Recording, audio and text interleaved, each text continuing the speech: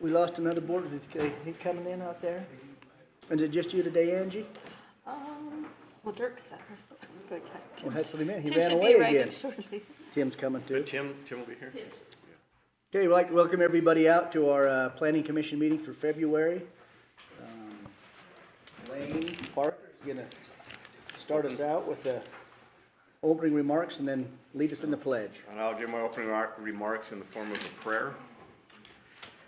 Our Father in heaven, we are grateful for this opportunity that we have to be assembled here in this commission, and grateful for the opportunities that this valley affords us to have the growth and yet taking care of the needs of those people who do live here and find joy in such and raising their families, and pray that the decisions that we make tonight might reflect those standards of the valley and all those around us, that we can make this, continue to have this valley a place of refuge and strength for our families. We're grateful for the moisture which we've received, and pray that we would have that would be sufficient for our needs and coming into this summer season. And truly grateful for the knowledge we have of a blessed area and great neighbors. I say this in the name of Jesus Christ. Amen. You'll stand and join me with pledge of allegiance. I pledge allegiance to the flag of the United States of America and to the republic for which it stands, one nation under God, indivisible, with liberty and justice for all.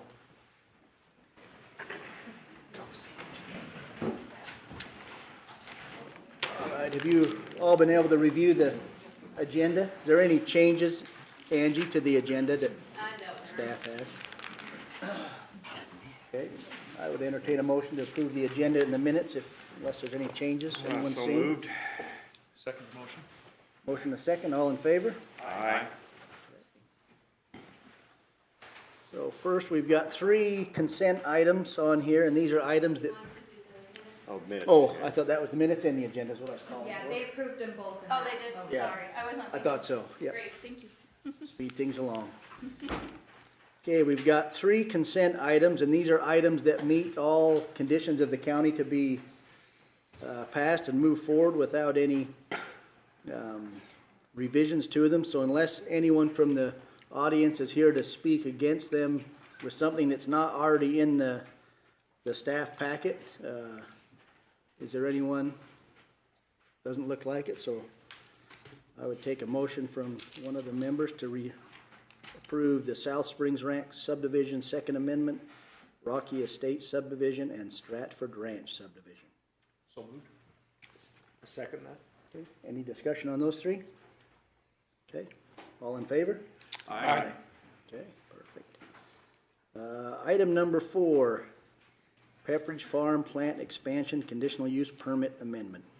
You have anything on that to go over first, Angie? Since we've got 10 minutes till our public hearing. Should be pretty straight.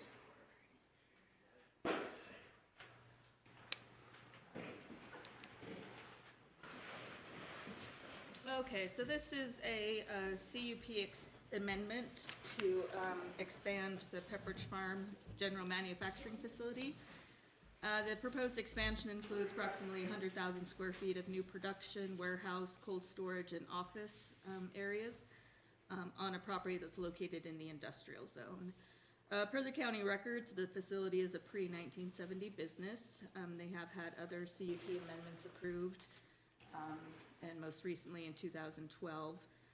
This latest proposal is outlined in their letter of intent. But generally, the site itself, the expansion areas are as follows. The first 2 you have listed, expansion area B, A, and B. Those square footages need to switch, so I'll update that on the revised staff report. But the area A here, the production line, will be 23,718 square feet. Then expansion B of the warehouse is 73,000. And then a cold storage area and office area. So, and this is all at the back of the building, so Highway 91 would be on the east there, and everything else is to the west. applicant anticipates that this will provide 90 new full-time jobs divided over 3 shifts. Currently, there's 412 employees. The expansion plan does not call for additional parking, but they did provide a parking analysis showing how the existing parking still works with the number of employees over the 3 different shifts. The county engineer has reviewed that analysis and is in agreement with their findings. So no additional parking is required. The facility will operate 24 hours a day, 7 days a week. The expansion will also increase the total of truck trips by 30 trucks per week. Currently, there's 195, so that'll result in an increase to 225 trips per week. They may be doing some changes to the truck access from Highway 91 to facilitate the increase and to maybe reconfigure their parking for employees. And they're currently working with UDOT to figure out the spacing requirements between entrances along the highway there. So that is a condition of approval, that they continue to work with UDOT and get those approvals and permits issued. So with conditional use permits, it directs the code directs the land use authority to review based on the standards and criteria, including compliance with law, health, safety, and welfare, adequate service provision, and impacts and mitigation. So this use falls under our use type 2100 general manufacturing, which is permitted with a CUP in the industrial zone. The primary activities identified within the letter of intent are occurring on this property with the existing manufacturing facility and will not cause unreasonable risk to the safety of persons or properties, so long as the conditions of approval are met. So the road manual has a couple of requirements. It's a little interesting, if you can see on the map here, the green. There's a parcel right in front of the structure that's actually in Richmond City. I believe it's to provide services for sewer and such. But so in addition to working with UDOT to gain access, because they cross through a property within Richmond City boundaries, they also have to work with Richmond City just to get any required approvals for that access or any change in the access or configuration of that parking area that's located within their city boundary. It's called a multi-jurisdictional development, where it's an unincorporated county development that goes through municipal access or property. So they will need to work with Richmond. I did contact Richmond, sent an email, we sent the notice to them, but have not heard back from them. So that's just a condition that we get some written confirmation from Richmond City on that particular item. As mentioned, no additional parking is needed. In speaking with the applicant earlier, I believe they use a private waste hauler, so Logan City did not have any comments regarding refuse collection. They have provided copies of water rights for industrial use, and there's a condition that they just confirm with the State Water Division that the existing water right is sufficient for the expansion. Similarly with the sewer, they provided a copy of the industrial user wastewater discharge permit from Richmond City. It was approved and effective as of March of 2020 and expires the end of February 2026. So again, they just need to confirm with Richmond that the proposed expansion will be in compliance with their existing permit and no changes are needed before the 2026 expiration date. Known or reasonably anticipated detrimental effects, possibly noise, but again, they're kind of separated from residential uses. They have the highway in front of them that contributes a lot of light noise and that, so I don't anticipate that that's an issue. Traffic, increases of traffic, with the 90 new employees. The conditions of approval regarding access and working with UDOT will mitigate any negative impacts there. There is a sensitive area floodplain on a portion of the property, but so long as there's no development there, a floodplain development permit will not be needed. Notices were posted and sent out, and I have not received any written comment regarding that. So staff is recommending approval with the 15 conditions listed, and that concludes my report. Thanks, Angie. Any questions from commissioners?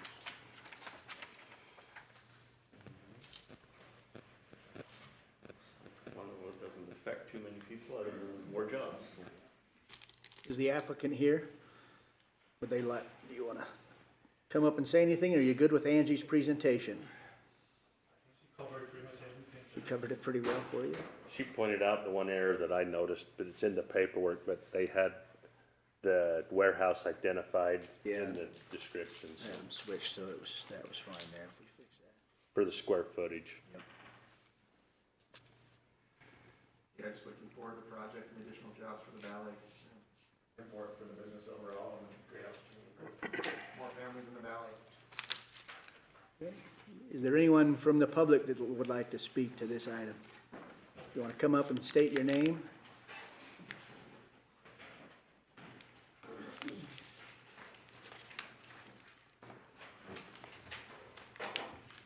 Terry Waringa, Richmond City Council. I don't know what happened, but we never received notice of it. The only reason we heard is that one of the residents brought it to my attention. So that's why I showed up here to maybe get emails updated or something, because the sewer agreement, I mean, that was arrived at with the current situation and not with another 100,000 square feet to deal with. I don't know for sure if that's going to impact our sewer flow, but we need to keep on top of that and be prepared for any changes like that. The parking issue, I don't think that should be a problem as long as it doesn't impact any of the city utilities underneath that lot when construction starts. So those are my concerns. Okay. Otherwise, yay for more development. Thank you.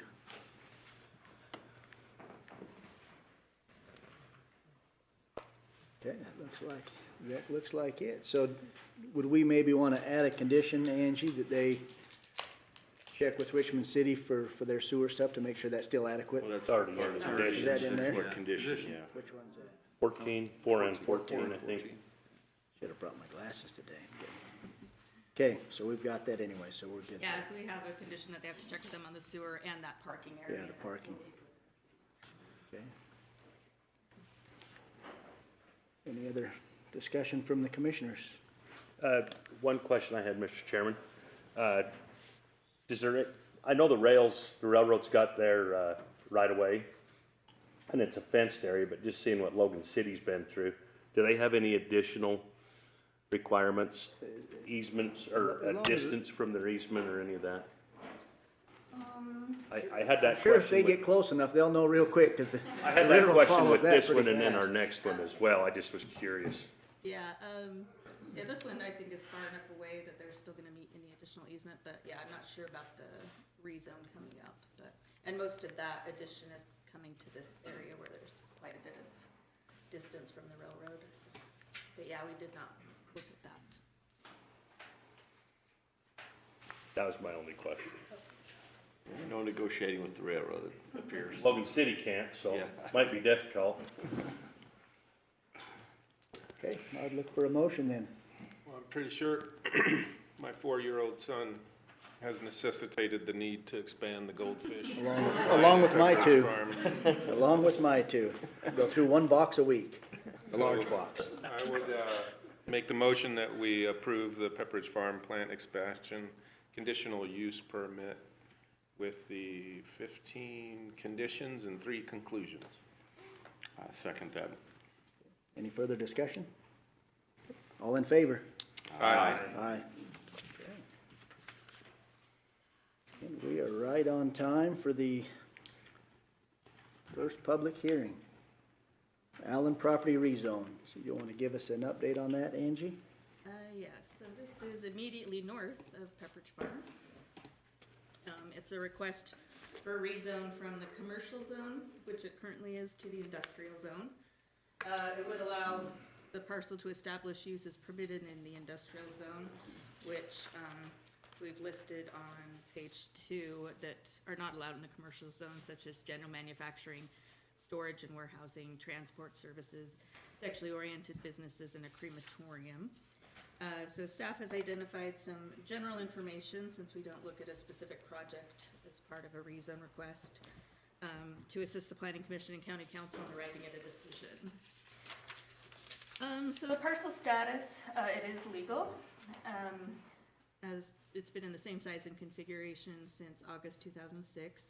In 2007, the county council approved a rezone on the property from A10 to commercial. At the time of the 2007 rezone, the applicant stated their intention was to construct a storage facility for Pepperidge Farm and for private citizens located immediately south of the parcel, but since the rezone was approved, no commercial development has been pursued on the property, and no improvements have been made to the previously existing single-family dwelling and ag structures located on there. As far as adjacent uses, they're primarily used for, properties are used for agricultural purposes with the exception of the industrial use to the south. And a UDOT facility across the street to the east. As far as context goes, Casper's is located about a mile from the facility to the west, and on your zoning map, you can see that that's that purple area. So that is Casper's. Adjacent parcels with the home, there are 3 parcels at 3.9 acres average size, and then 8 parcels without a home at 13.6. When we extend the buffer to a half mile, there are 16 parcels with a home and an average lot size of 2.8 acres in the county. And then with a home in Richmond City, there's just 1 parcel with a home and an average size of 9.1 acres. The subject is located within the Richmond City future annexation area. Staff, I promise, really did notify Richmond about this as well, but hadn't received any written response.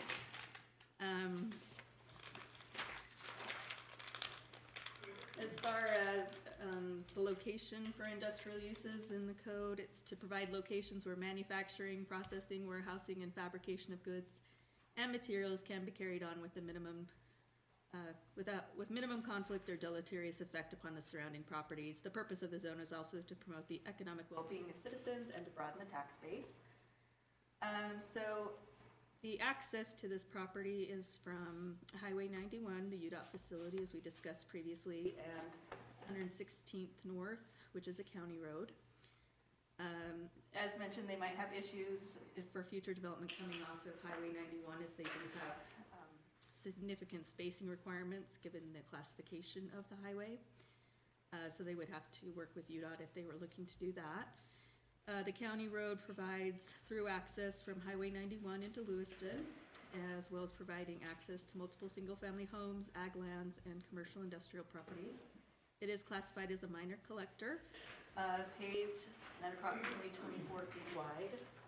As you can see from the table, it is considered substandard as to travel lanes, paved shoulder, gravel shoulder, and clear zone, but structurally it looks okay.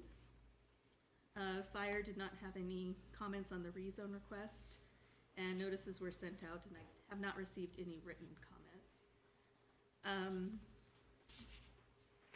So staff has not made a conclusion, but has drafted options for recommendation of approval or denial to County Council that you can refer to in making your decision. That concludes staff's report. Thanks, Angie.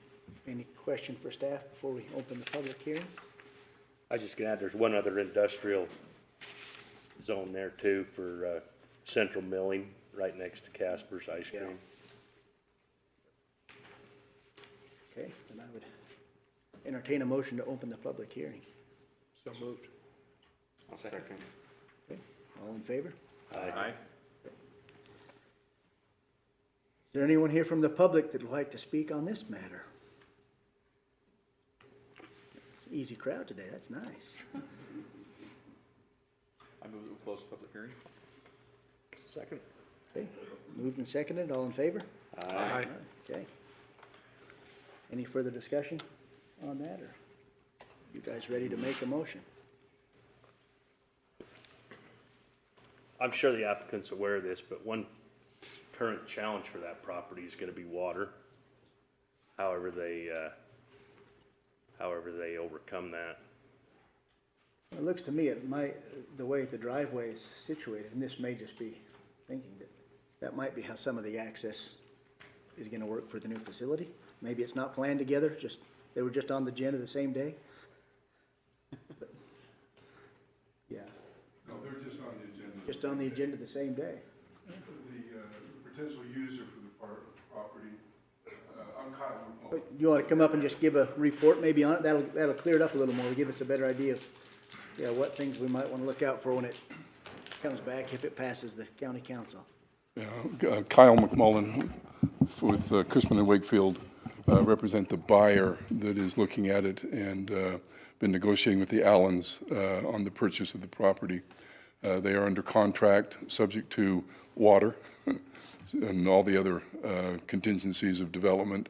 The goal is to put in a flour mill that will service Pepperidge Farm for a significant portion of the mill's capacity. I have not been given a site plan. They're working on it out of Denver with the with the mill, PHM Brands. They do a lot of private label stuff for grocery stores and that type of thing. And they've Pepperidge has apparently done this with them once or twice in a couple of their other plants around the country, where they co-locate the mill with the bakery. So the driveway will go through potentially. Well, there will potentially there's going to be some connection, but I couldn't tell you what it is. Right. Okay. And Going on the highway again. that's about it. I mean, if you have any questions, I'm happy to tell you I don't know. I don't have, that was great, definite explanation to Okay. give us an And idea of then what's planned there. You know, if it's Water approved, is we'll be, definitely gonna be a big concern for a, if it's approved, we'll be back asking for, with a whole lot more detail. So, appreciate your time. thank you. With that, any more questions? Okay, Now, that clarity yeah, helps that's a good. lot in. Yep. Okay. Oh, one other thing. We have no intent of putting in a sexually oriented business. We appreciate that.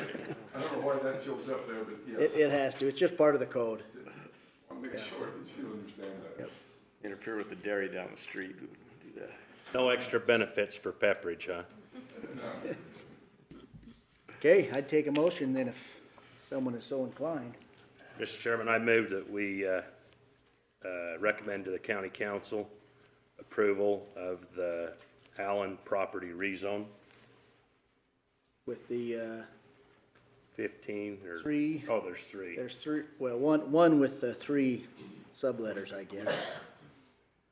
I was conditions for combining it with approval. the last one, Yeah. so, yeah, it would be with the one conclusion and three sub. Okay, I'll second that motion. all right, any further discussion? All in favor? Aye. Okay, thank you. On to the next public hearing.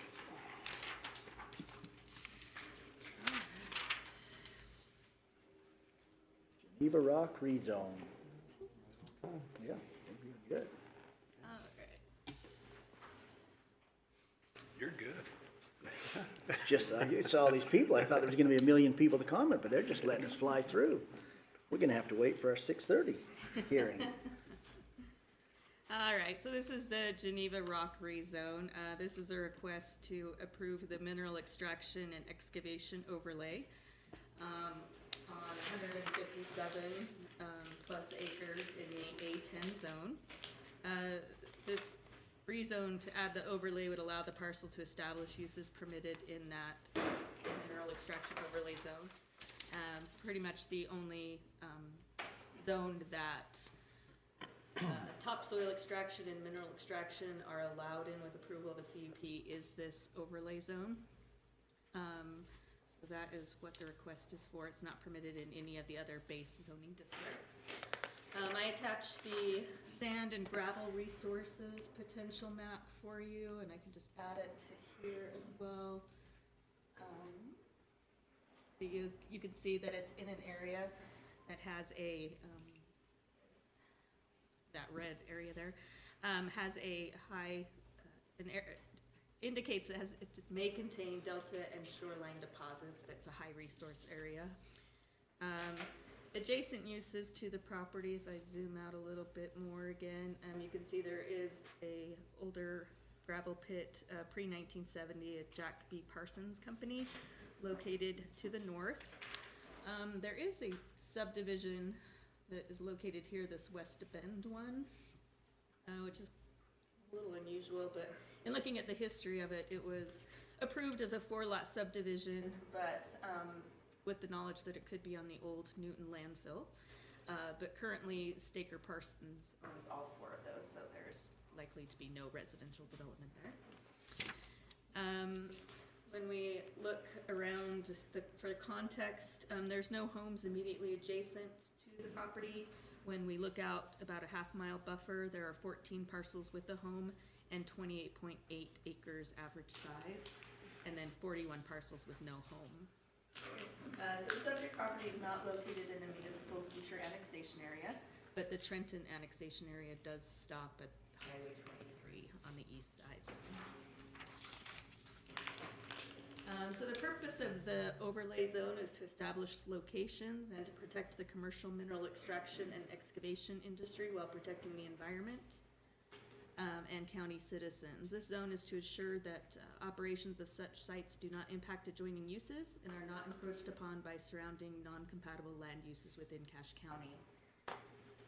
This zone and provisions thereof are deemed necessary in the public interest to effect practices which will, for the economic use of vital materials necessary for our economy, give due consideration to the present and future land use in the interest of promoting the public health, safety, and general welfare of the residents of Cache County.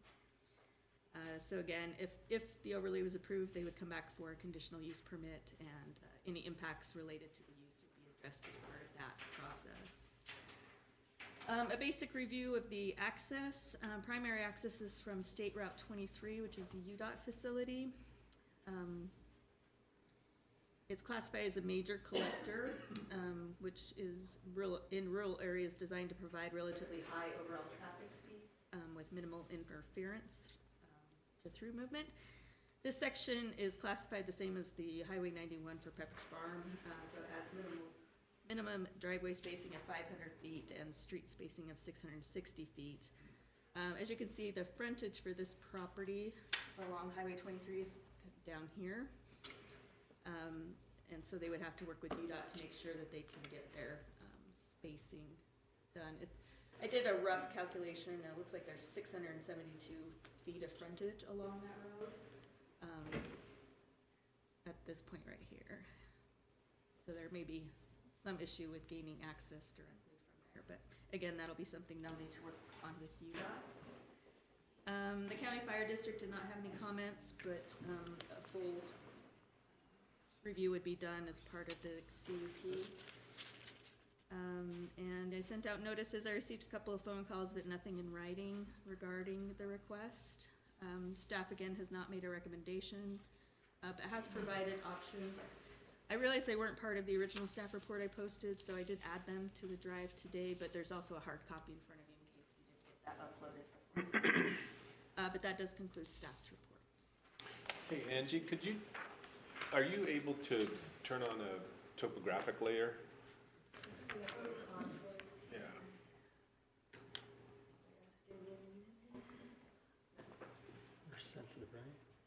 That property is quite high on the north end, and it's still fairly high against the road.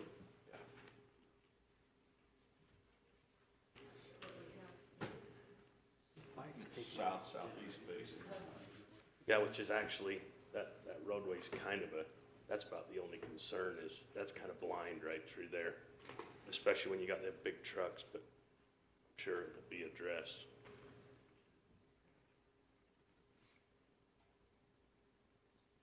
I know prior to that, north of that, the speed limit is 60 miles per hour on that road. I don't know if it changes right there or not. I'm making the GIS think pretty hard right now. There we go. And can you zoom out a little bit, Zoom out. please? Yes, please. Just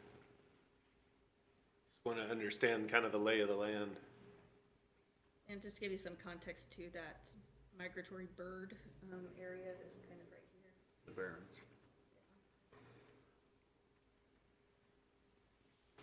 And they just put that big, Even though the Parson Pit was pre-1970, like that West Cache Canal, which was just on the other side of the road. even though that Parson Pit is pre-1970, I didn't see anything that obviously identified it with the mineral overlay zone. It does it? No, and again, I think that's because it was done prior to that overlay zone being adopted into the code. So without, I understand they wouldn't have to come back in and reapply, but wouldn't we want to identify that as a mineral overlay zone? We would, and if they came back to expand beyond their existing approval, then they would have to go through that overlay zone process as part of amending their CUP.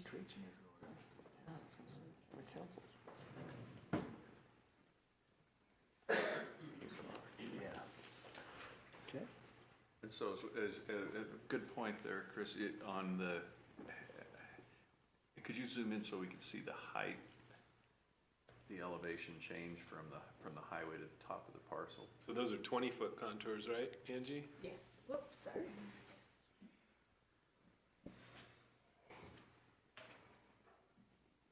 You're a couple hundred feet. At the Jeopardy music. Yeah. There it goes. 260 to 300 feet Okay. approximately.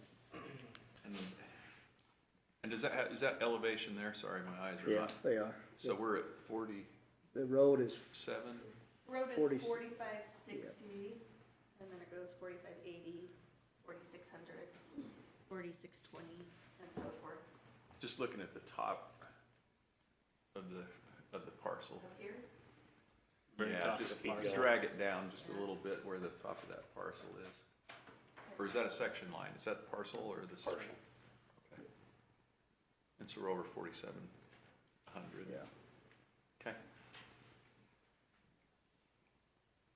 Okay. Anyone want to open a public hearing? Well, I'll make a motion. Motion, okay. Second. A second, motion a second to open the public hearing, all in favor? Aye. Okay, do we have anyone from the public here to comment on this item? You want to come up and state your name? Give us your comments.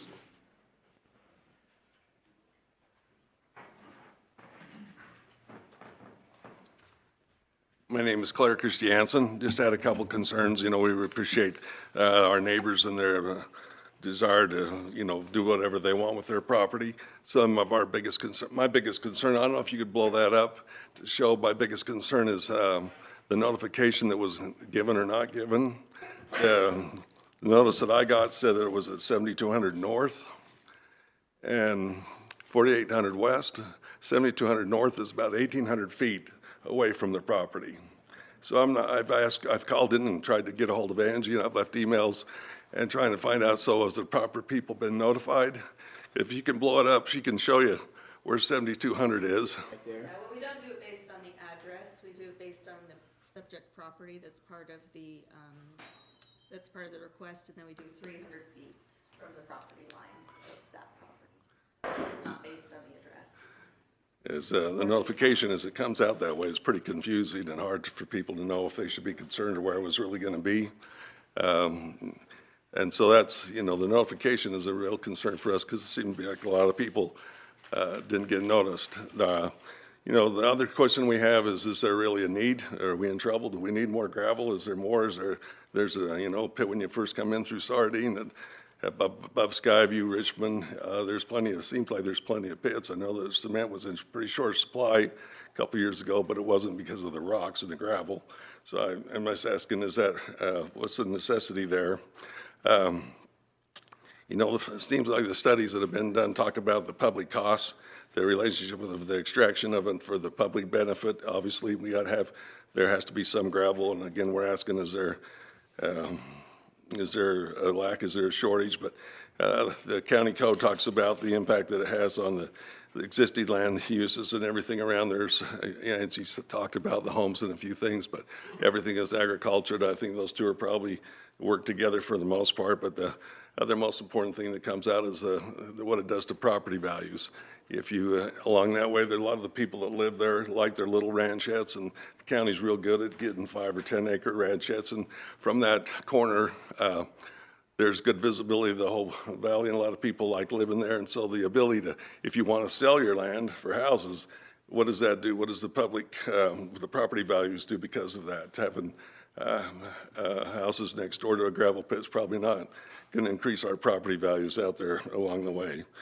The other thing, the biggest thing, the real concern that somebody needs, and I know that you guys can't address that, it comes to UDOT, but the map doesn't really show it all. You're looking at how much it goes, but coming up from south, if you're coming from the south on 4800 West and you're coming up to that intersection, there's a real rise at the top, and you can't see anything back. You don't really see that road till you get right up, and you have to creep over past the stop sign to be able to see to the left. And old guys like me that can't turn their head have a hard time seeing that visibility. And so the access point is of real concern. The traffic coming out of there, in the mornings and the evenings, people coming to and back from work. There's a lot of traffic on that road coming from Idaho and Lewiston, whatever. The people who live along there went to the county, and they got double yellow painted lines pointed there so that they can have access in and out. But in the morning, if you're late for work, it doesn't really count. Everybody flies past. They say the gravel trucks don't drive too fast. They're fine. They're not exceeding the speed limit. But everybody going to work that's impatient with the speed of those trucks comes whipping around, and they say their life on Saturday and Sunday is completely different, how they enjoy their property as compared to Monday through Friday, so they're wondering about how many more trucks and what that's going to do along the way. And so the real thing that comes into play there is the impact that it has on pedestrian and traffic safety. And then there's also some of the neighbors have had to call Parsons in the past and ask them, hey, you got to do something about the dust and the noise, because it drifts onto their property, will come along the way. And so, I'm not sure what the application has as far as being able to handle that, but it all depends on the dust of the noise and where we're going there. But again, the two things that's going to happen is what's going to do to property values, and also the access point's got to have a sincere look at it, because the map that, as I see it, doesn't do justice at all when you're actually driving that road. So I'd encourage you to go have a look at that road and see what we're talking about, because that intersection's it's been a problem. One of the county officers T-boned a gal there 2 years ago, and he got banged up, and I don't know how she survived, because she pulled out right in front of him, and he was in his Dodge truck, and there's been plenty of close calls and accidents there. Any questions you'd have for me? Thanks, Claire. Okay. Is the applicant here? You want to come and give us any information that might not have been shared, or anything else on that?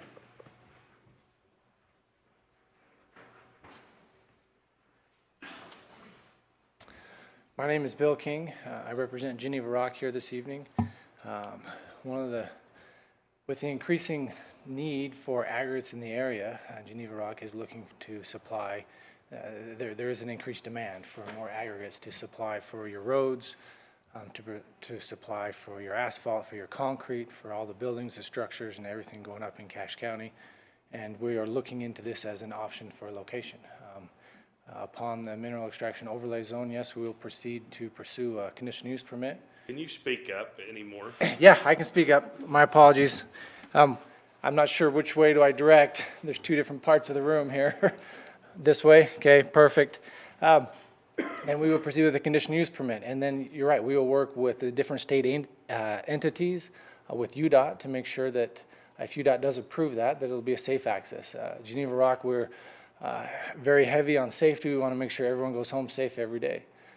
With that in mind, we'll also work with the Division of Air Quality with the state and the Division of Water Quality to make sure we have all of our permits and everything in place.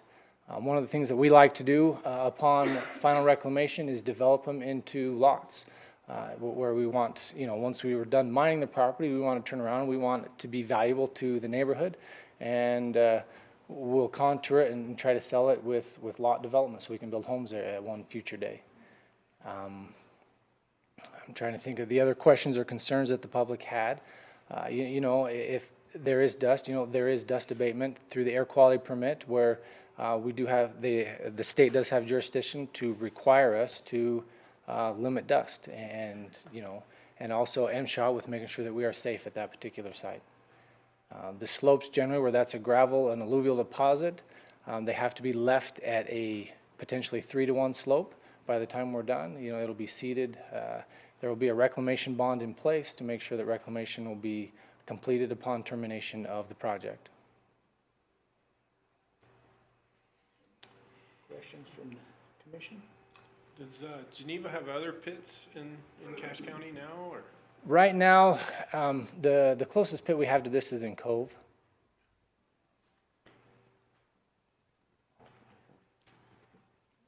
Have you done any preliminary tests out there to know what your lifespan of that pit might be, to know when that reclamation? I'm not sure on the lifespan yet. We're still at the beginning stages to evaluate the potential of this pit. I know we did do a study, a historical study, and it looks like back in the day, there was a couple mine claims on this property, and it appears there was some mining done on this piece of property if you go back in history far enough. I know it wasn't recent, but there was some mining activity here in past history. Okay, thank you. Perfect, thank you. Anyone else from the public that would like to comment?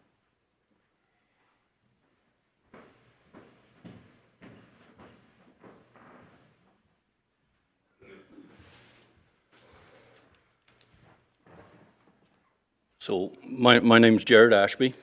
I just wanted to give you a little bit more insight. I actually live just north of Parsons Pit. If you scroll down a little bit, you can see my house on the map.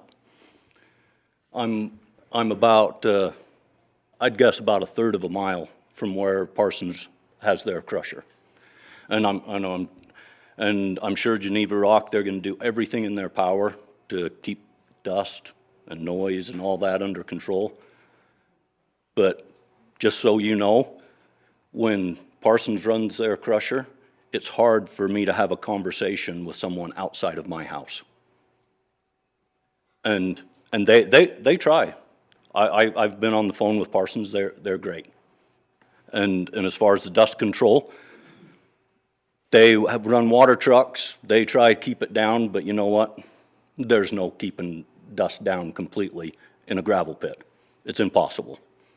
And there's been quite a few times that there's been quite a dust cloud coming over my property.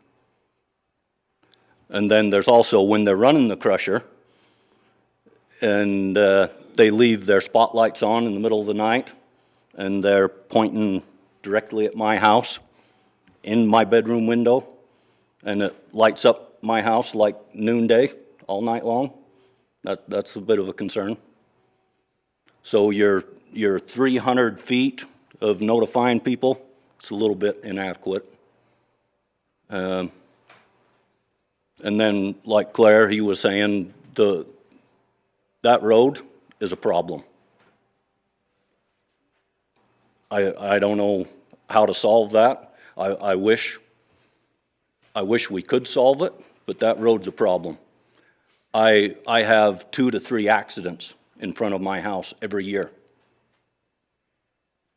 I've rebuilt my fence, I don't know how many times. And it's people driving too fast, not paying attention, snowy conditions, and you throw in a lot more traffic from of gravel trucks, that's just gonna make the problem even worse. So,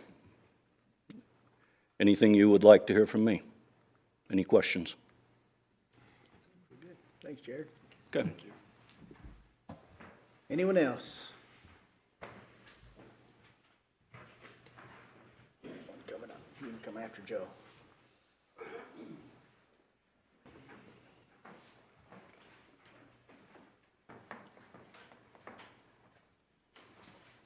I would like to reiterate what, Can you state your name, Joe, for the, excuse can me, you state your name for Angie?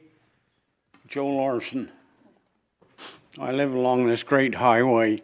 Like to reiterate what Claire and Jared have said about it. And when Parsons Stakers brings their rock crusher in, I don't care what time of night, what time of morning, you hear them fire that engine up, and your peace and solace of rural environment disappears real quick. And there is a dust problem with it. And this road is a very hazardous road as the way it is right now. Whether we add more traffic onto it or what, I just think somebody better do some real studying on this highway. And want the rural environment, and we start putting rock crushers and generators or one thing or another, I'm very much opposed to it. Because I live out there in the country and I want a country life, not a busy one. Of course, I can't stand for other people, but everybody's got to make a living. And I just think they better study it a little bit closer. And thank you very much. Thank you. Joe, does your property abut this? No, he's just, Joe? he's one more piece to the west. Does your property abut this parcel? My my northwest corner is next to it. Actually, if you rode up the highway there, he's up on the top of the hill, the way the hill lines. This up. piece right here. Down to the south. Yeah. Jason, this piece right here. Okay. That's the pit. He's the green piece there to the left. Okay, thank you. One more over. Yep, right there. Yeah. I think he borders it on the other side there. Touches the corner. Okay, do you have another comment, sir? Come on, you bet. Yep. Is there The only place it any other counts. questions? Perfect. Bill King, to state that again. There was a question about hours of operation. For example, Parsons up there, they're a grandfathered use, so technically they don't have any restrictions on them. Under the conditional use, it will require hours of operation, which right now we're looking at Monday through Friday, 6 a.m. to 6 p.m. would be the hours of operation. So there would be no nighttime or weekend operation at this pit. I just wanted to get that information out for everybody to know. I just had a quick question for you. In the Cove pit up there, Yes, and it's mainly because the way the gravel is and the way the access is to it, yes. that's kind of made some natural barriers, and I'm not saying that sound still don't go over it. But with this property, would it allow, I know you guys are still in the beginning stages, but you've got some natural barriers that you could kind of utilize with the slope to kind of negate. Right, no, great question. Generally, we do like to use natural barriers, and for example, we'll take the topsoil off and we'll create berms around the property and then go inside of it just to help create that sound barrier, and not just sound, but sight barrier as well, to help keep the sound in place as much as possible. They also talked about lights. We won't be operating at night, but there are also options to make sure you have a lighting plan for the site, to make sure everything's downward and not portraying out on other properties. But again, with operations from 6 a.m. to 6 p.m., there'll be very minimal light usage on this site. I mean, during the winter months, but. Just want to clarify, so operations of extraction versus the crusher. Correct. So our code does have a limit of 5 p.m. on the crusher. Okay. I said 6, well, we can make 5. And it does say until 8 o'clock p.m., but that, Okay. there could be, mitigating conditions, there can be. Could you clarify the start and stop on that? It's just the minimum requirement in mineral extraction excavation zone is extraction operation may operate from 6 a.m. until 8 o'clock p.m. The operation of the crusher to be allowed from 7 o'clock a.m. to 5 o'clock p.m. Okay, man. And typically you're on there a little bit earlier to get everything set up before you fire the crusher up, or you might be in there an hour earlier or something in that. But yeah, we're open to those hours of operation. Are there any other questions? Thank you. Thank you. Anyone else? Okay. Entertain a motion to close the public hearing. I'll make that motion. Close the public hearing. All in favor? Aye. Okay, commissioners, any more discussion? Just say when DOT is putting together a plan or addressing their plan, is there, I guess, can public input on that? I mean, DOT is pretty good at trying to set things up to where it takes care of the need of safety. Yeah, I don't know, I'm thinking going through the process myself, I don't know anywhere where you apply for a permit that there's a public input to that. But yeah, in something like this, they're most likely gonna require a deceleration, acceleration lane. Numerous studies probably where it's on that corner and that other street, but I don't know of a public involvement. Their process is pretty rigid and they've got it set pretty well, so. Yeah, that corner, I don't know that, Well, Matt might have a better idea for us on that. Yeah, there we go. I wasn't going to speak for on behalf of UDOT, but we are talking a lot about UDOT, but one of the main access roads here would be the county, and that would be an opportunity for the planning commission and everyone else to weigh in for, if there was a traffic study done as part of the conditional use to decide what kind of impacts would be on the county roads. Yeah. Yeah, that isn't odd with that corner and you sweep up to that stop sign. You don't see anything till you're at the stop sign. And on a snowy road, you kind of got to get around that, so. Yeah. Anything else, commissioners? Does anyone want to make a motion? I guess I'd just, as point of discussion, one of the major concerns that I have with the mineral extraction zone is location, and what kind of impacts does that bring into the surrounding areas and the communities. We have some here in the valley that you can see from end to end of the valley. And they're very unsightly, and we've heard a lot in past years about reclamation. We'll extract a couple of acres or whatever it is, and then we reclaim that. And unfortunately, we haven't seen that, and that's not commenting on Geneva's future, but what our past has been. And so, Mr. Sands brought up the point of elevation, and that was one of my major concerns was really the aesthetic aspect of this, along with dust and other light, noise, being in a very prominent part of the area, because not only is this parcel, does it have significant elevation increase, it's already up on Trenton Hill, Little Mountain for the Newton people, sorry. Just want to make sure I'm covering both sides of the hill. And so those are concerns that I have.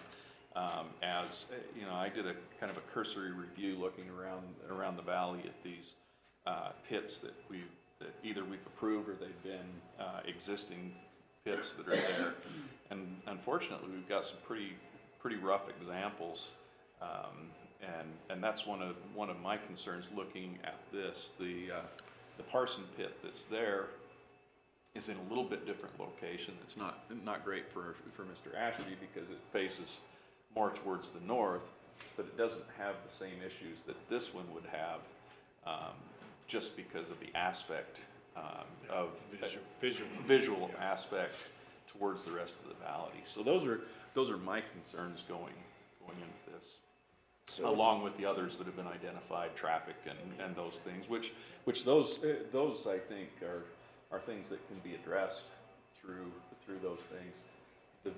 The bigger question in my mind is when we rezone something or we put an overlay in, that's the real character of the area. Once we've changed the zone, then we have whatever is allowable within that zone. And so that would be my concern going into this point is this what we really want there? Given that there's a pit there but we really didn't have a say in that. That's something that's been existing there for generations in doing that. So is this the appropriate use for that area? And I think that's the question we have to ask ourselves. So how many of the pits in the valley, where I haven't been on the commission very long, Tim, maybe you know this, have gone through this process and have conditions to regulate them? A rezone and a conditional use permit? The only pit we've dealt with recently was, Pisgah? well, we dealt with Pisgah, but we had Little guys one at out in Smithville Wellsville. Canyon that was trying to justify their loping sheds, leveling the ground, and Oh, yeah. that was a whole other story. But as far as Probably half a dozen off the top of my Yeah, head, I there's would been say. come through, You know, There were couple, some in couple by Cove. Wellsville, couple by Yeah, Cove, Whitaker's. We do Pisgah. have a spreadsheet that probably hasn't been updated for 7 or 8 years, but we do have that information somewhere. We could provide that. The one challenge though to gravel, and I empathize with the neighbors, I empathize with everybody. The challenge to gravel is it's not everywhere. So as a resource, you're limited to where it is. And then secondly, do you want growth? And if you want growth, you gotta have gravel. If we're gonna close the doors and end it right now, we don't need gravel, but that's not happening. even if you don't want growth, you need new, the roads have got to be. Roads gotta be maintained, so It's, I see it as we need it, but if we could, I agree with what Jason said. The one pit in particular, the mouth of the canyon, I remember we had him in here a couple of times for expansions, and we talked about reclamation and visuals and whatever. I just don't know. I mean, we say we have ordinances, and maybe we haven't enforced them, but I don't. Well, the reclamation isn't required until it's done, right? I mean, until you're. Well, the way Depends it on was the set up is by That was part of acres. their plan, was that they would extract a certain Sections. number of acres, and then that Come would all back be and- reclaimed, and then they'd move on to the next. Yeah, the original approval had that rolling kind of reclamation, but their new approval, they're doing more of a vertical dig, and so they're not able to reclaim it until they're done. But I just finishing real quick what I started. I seriously see a need for gravel pits because the pits in Cove as one location, the pits in Smithfield Canyon, they're depleted. Yeah, that SV Hill was a scar, but that really wasn't, part of it, I guess, was done by gravel, part of it was done by development, but as far as I know, there's no more gravel coming out of there unless they're leveling for lots, so. Where do we put another pit if we don't put one right here? Well, and that's the tough part about the elevation.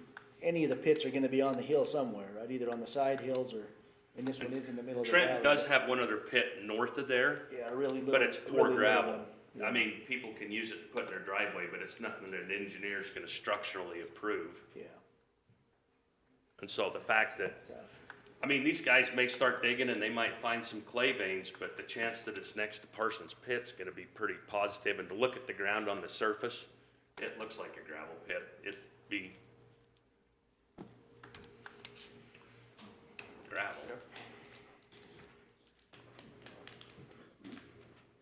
Okay.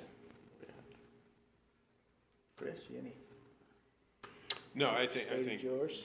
yeah, Jason and others that made comments tonight, you know, I think touched on the big points, so. And a lot of those unfortunately don't get addressed until the conditions in the conditional use permit, if and when it passes. That's true. There's probably worse places for gravel pit in the valley, and there's probably better places too, so.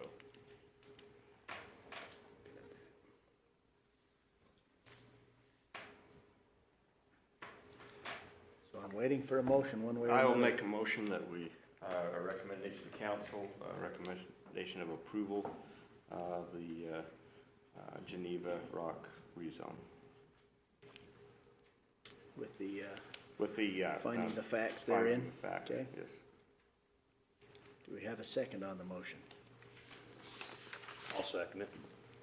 Any further discussion? All in favor? Aye. All opposed? Nay. Get that, Angie? Megan, did you get that? Okay, one of you get it? How many ayes?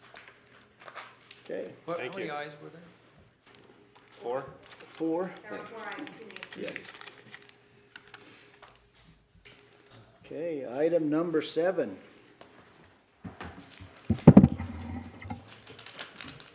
Discussion about an ordinance change to ADUs. Yes. So, I'd like to first thank Richard Worley and Ben Harker with Bear River Health Department joining us this evening. There were some requests for kind of understanding impacts to at what point does a septic system need upgrade if an accessory dwelling unit is introduced, and also a request for better understanding water requirements from the Division of Water Rights. And Will Atkin did provide some comments via email. He's not able to join us this evening. And so I'm just looking for how to start this slideshow. And here we go. Still trucking. Just a little bit of background information. I may have overstated the interest in ADUs. There was an uptick in ADU inquiries, but those translated into only a couple of accessory dwelling unit permits. And so I think part of the change that, and then a lot of internal discussion trying to interpret some of the requests relative to what is allowed in the current accessory apartment ordinance. But part of the interest in the second bullet point was that someone might start with a smaller home and then convert that smaller home to a future accessory dwelling unit and build a new home, adding to the larger future, as a larger future dwelling residence. All right. So, and the county has actually issued 2 accessory dwelling building permits in 3 years between 2020, 2021, and 2022. This amounts to about 2% of the 97 total single-family dwelling permits issued in 3 years. Just a little context there. Also, I think it's important to note that household size is decreasing countywide. I don't have the county unincorporated household size to share, but overall countywide, it has been decreasing in the past, and is projected to decrease from 3.1 persons per household in 2020 to 2.6 in 2060. So that's kind of some context to keep in mind as we consider water use. Here's Will Atkins' feedback, and Nate, you may have some additional insights on this as well, but I think what Will's summarizing here is that the Division of Water Rights really doesn't get into the details of parsing between a primary and an accessory unit. He states that 0.45 acres per year is typically used, their measure for typical primary residential use. And then he refers to a recreational residence that maybe uses 0.25 acre feet per year. Perhaps that means that they don't have an actual accessory dwelling unit. It's more a smaller home versus a larger home. But averaged out, you combine a primary residence with an occasional accessory dwelling unit, and it might be the equivalent of just a larger household size compared to an average or smaller household size. He says they don't count people, beds, and they also don't require additional water for a barn or shop with a bathroom. So that's Will Atkins' feedback. So I did, on that, Tim, I Yes. did talk with the state engineer, and interestingly enough, her take was a little different. Okay? So she says any time there's an accessory dwelling unit, they would require an additional water right for that. Wow. So Okay. Will's is kind of opposite of that, so I like, I think we gotta go off the state engineer because she is the final say in that currently. But yeah, she said, there an that's what that's the state policy. If there's an extra, whether it's an apartment hooked to the house or a separate one like we're proposing here, they would require an additional water right for that residence. They don't base it on bedrooms or homes. You can have, a family with 12 kids and they would still only require the 0.45. But if you have a separate unit and you're calling that out in the building, it would require another water right. The same amount. I was thinking you can you can have a couple of units per well if you. You can if you have enough, if you don't have that minimum .45. So maybe you have .75, or you would have a different amount in your water right. Okay. So yeah, you can have One well. up to 25 people off a single well without being a water system. Yeah. So you can have, 5 homes served off one well. But they would each have their own water right for that. Yeah, so the state engineer, and again, it doesn't come up a lot, right? We've had 2 of them in the last 3 years. Cities, you don't have a water right in the city. They just exact so much for a development, so it's a little different. But I think in the county, we're gonna wanna, and maybe talk with Teresa a little more and make sure that we get that straight. But I think if we update this, we wanna make sure we're following her guidance on that. Well, that's good to know, and so noted. And just one other thing, as we talked about how many we've had in the last 3 years, that's how many have come before staff Yeah. or this Gone through the body actual process. that's actually gone through the Yeah. process. And I wonder How many's out there? how many are actually there. I mean, if it's within the home, It's probably 5 times or that many. I would Just on my expect- observations. I would expect that there's a significant number Yeah. that have not gone through the process. But I think with this updated policy, hopefully more will, because it will be, I think we're going in a good direction for people to at least do it in the legal way. I think this policy is gonna help that in the future. Okay. Now, keeping in mind that the draft ordinance that we're working on and seeking your feedback on explores a maximum of 2 bedrooms, except for an internal dwelling unit where the state suggests that the size of that ADU that's internal and basically fits within the footprint of the primary dwelling is not limited to size.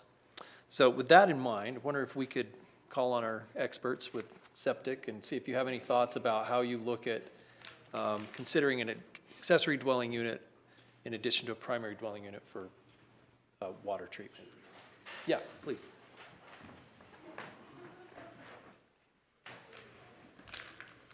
So, we've dealt with a few of these over the years, and, Say your name. oh, sorry. Thanks. Richard Worley, Bear River Health Department.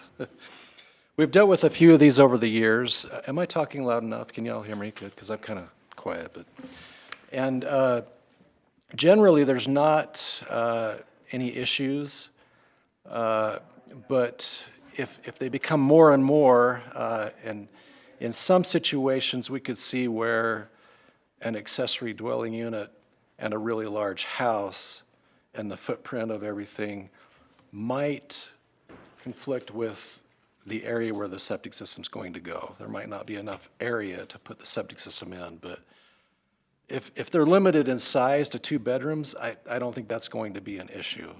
But if they're going to be much bigger, then and that's how we base the septic system size, is off of the number of bedrooms. And we figure 150 gallons per bedroom. And so if they get bigger than that, then there could be some issues with our current minimum lot size requirements. So we may have to, sorry, go I ahead, was just Chris. gonna say, it's possible you would require like expanding the drain field or something like that if there's. Oh, yeah, absolutely. Yeah, we'll size it according to what the plans are, and, but it's just, really the biggest thing is, can we fit the drain field and the entire septic system on the lot, and also consider future replacement area. A lot of people don't think about it, but you've got to have future replacement area for your drain field, because they do fail over a period of 30 years, average lifespan. So in looking at all that, and with our minimum lot size requirements, sometimes it can be really difficult to fit everything in, especially with some of the size of the homes that are going in today. It can be pretty difficult, so. So as we move forward with some of the clustering and some of the smaller lots potentially, that would come into play where they may not be able to get approval from the health department for an ADU because it wouldn't fit. Right. And that would just be one of their conditions of the permit. Yes. Yep. So. When you said 150 gallons, is that 150 gallons per day, or? Yes. That's per day, per bedroom. Yep. And it's pretty conservative. I mean, if you look at. That seems pretty, Yeah. pretty significant, right? Yeah, if you look at actual numbers, it's probably more like 60 or 70 gallons per bedroom per day. Thinking of, you know, if we get 10,000 gallons per month on my water connection, and you start dividing that out by 100, 5 bedrooms in a house, well, you hit You'd be over that in a 10,000. week. You hit 10,000 gallons Yeah. pretty quick, and You don't really get there. and we never go over 10,000 gallons a month. That's why some of us can get 50 years out of our septic Yeah. system instead of 30. So unless you have any other questions, I Dirk know. might have one for you. Yes. For the record, Dirk Anderson. I had a question for Mr. Worley, because Section 2C talks about the possibility of a detached ADU being allowed, and I know that's a whole different argument and discussion, but I wanted to ask Mr. Worley while he was here, because I'm not that familiar with septic systems. With an attached, if they build that new, are you able to just like connect into the other septic system, or will that kind of be, in a way, a limiting factor sometimes for an attached ADU to be built? Would they probably have to put in a new septic system? So if you could just talk to that. Sure, yeah.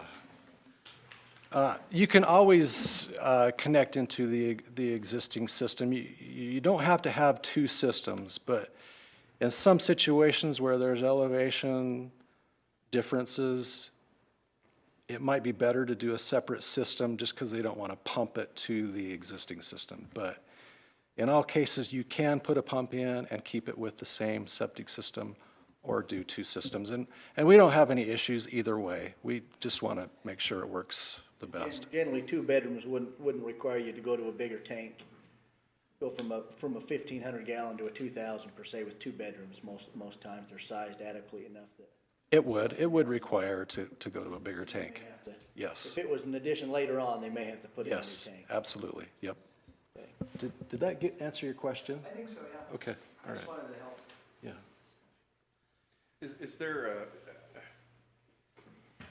I'm sure you size this for the amount of impact, the amount of usage, but when you put in a tank, is there kind of this is the large size, or does that keep expanding?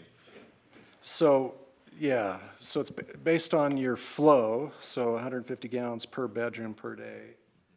We start out with a 3-bedroom home, which would be a 1,000-gallon tank, and then for each additional bedroom, it increases by 250 gallons. So your average size home is around 5 bedrooms, so a 1,500-gallon tank, which you're right on, Nate. I don't know how you knew that, but but yeah, so yeah, if you for each bedroom, you're just adding a couple hundred or 250 gallons. So a 5-bedroom house, if they added on an ADU, if we went down the road of a detached, we'd be adding on that much more gallons per day, and so Yes. you may have to go up Yep, to. yep. And that can create some issues for an existing system, because how do you increase the size of the tank?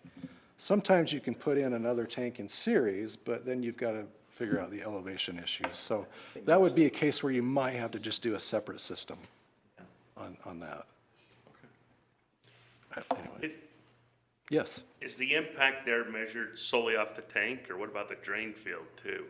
The drain field is also increased in proportion to the size of the amount of flow going out. So. I just was wondering on Soil an type add-on. and permeability and things like that. Yeah, because different parts of the valley's gonna respond differently. Yep, absolutely. Yep. So, Thanks, Richard. yeah, you're welcome.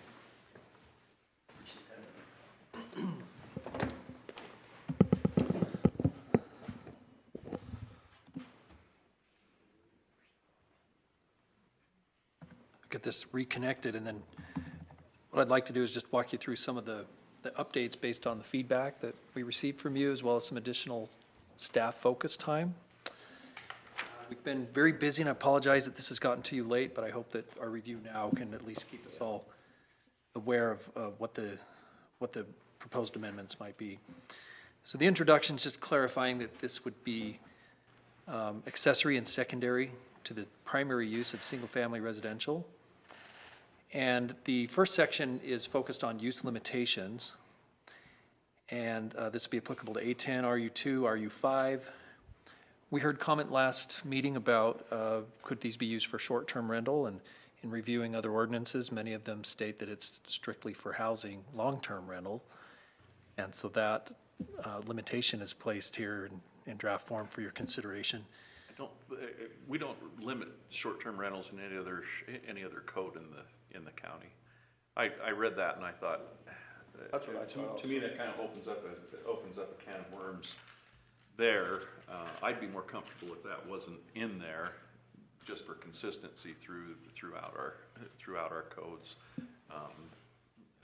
I kind of look at it as if I'm renting my house, or I'm renting a house, I'm renting my house, whether it's, and I know there can be impacts with short term as well. I have a short-term rental. There's a reason it's not a long-term rental, because I don't want people in there long-term. It's a short-term, come for a night or two, bring your family for a day or two, and there's a reason, there's a purpose for it. There's less use, lower use, and that's how I want to keep it, so.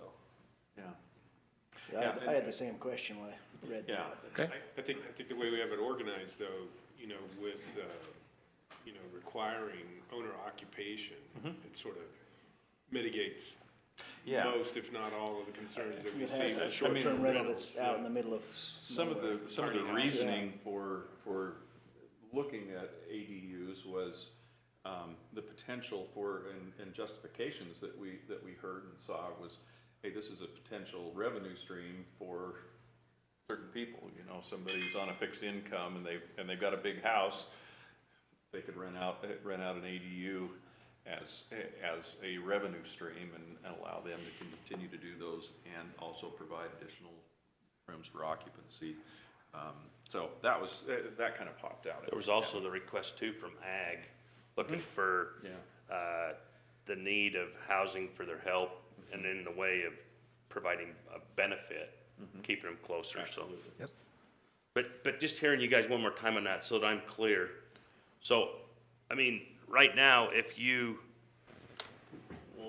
own a home in the county and it's a single home on a single lot, we don't have a restriction on short-term rental, do we? There's nothing in the If code on if you that. went to St. George for the winter, you could be renting your home out short-term. Yeah, and so I just was wanting to kind of gather what you guys were saying. Brandon, were you in favor of leaving the ADU as a short term, and Chris, were you opposed to it? I was trying to. I was opposed to it. Yeah, I think, my opinion is they're two separate things. If we want to look at short-term rentals, we ought to look at short-term rentals. But Just to call it out in one spot in a new. for sake of consistency, we don't regulate it in other parts of the code. Why do we want to throw it into the ADUs? For an ADU, I'm not in favor. I think it's a potential, it's a point of discussion. There are potential other code that we look at, but The likelihood of a short-term rental in an ADU for me is higher as a short-term rental than as an auxiliary property sitting by itself, off by itself. I mean, in my backyard, I don't want somebody there all the time, but I'm not against it during the middle of the summer if we, rent it out for a night or two and make a little extra money. That's what it's kind of. Yeah, and I mean, I'm kind of if we're not regulating somebody renting their house for long-term, what's the difference? And I know there can be impacts with, people coming and going, but there are impacts on both sides of those things. But my overall concern is just the consistency. We drop this in here, I think we should look a little more holistically at it and say, well, is this something that works with existing uses? How does it jive with our zones? Is that something that we need to look at? And also, kind of with the trends that we see with the legislature, where there were some bills, some attempts, they didn't pass, but it was basically saying that local government can't regulate short-term rentals, and so with all of those things together, this kind of stuck out like a sore thumb in that, and so I would support that being in there, but that's from my angle. The benefit that I see of what you guys have expressed, if we were to allow it, is it's happening right now. People are doing it. They're just not having the right permits. They don't have the right water. They don't have the right septics. And so if we do it this way, then it's those things are taken into consideration and it's better. For the ADUs. If we allow it and they go through the right process, it's And better. I'm totally 'cause for the it's- ADUs. The It's fire just- department, everybody else is aware of it. Yeah, no, I think this is the right course to go on, it's just a short-term rental, I didn't think that belonged in. Take it right in out. That's my advice. Okay. Send all that tax, or DRBO, whoever sends it to the county. The item C, sorry, if you're ready to move to C, but I don't want to push you too fast. So I are would you just say listening? one more thing on short-term rentals. The big thing that, that we'd want to do is make sure that they're complying with the transient room tax and things like that, so they're compliant with those things that are on the code in relation to those things. So in listening to what we've said, are you gonna make any adjustment to that, or are you gonna leave it? Oh, this is very fluid.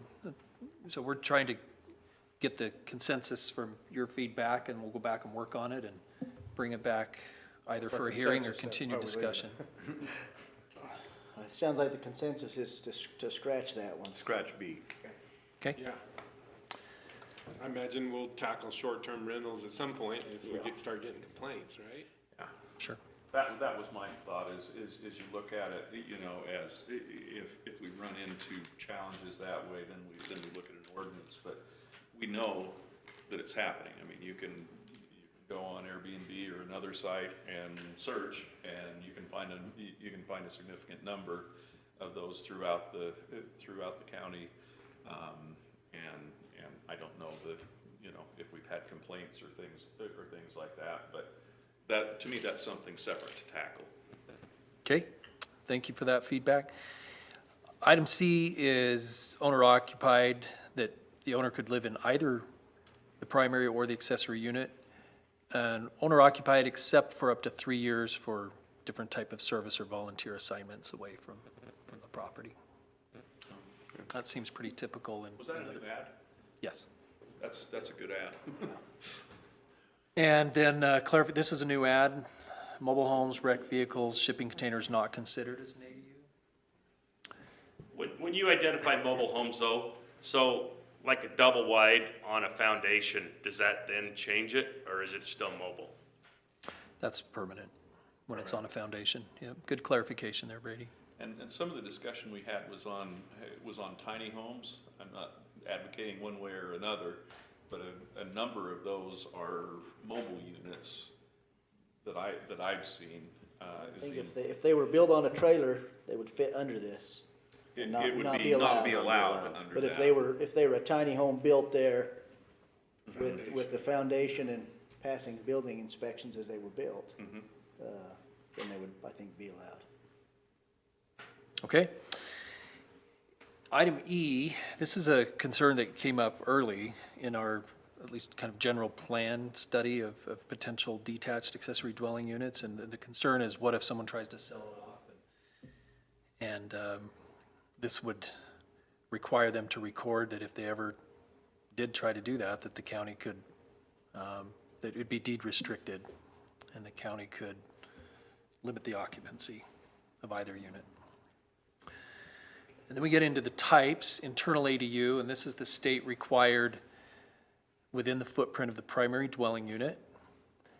And there is no maximum size or limit that local governments can apply to an internal ADU.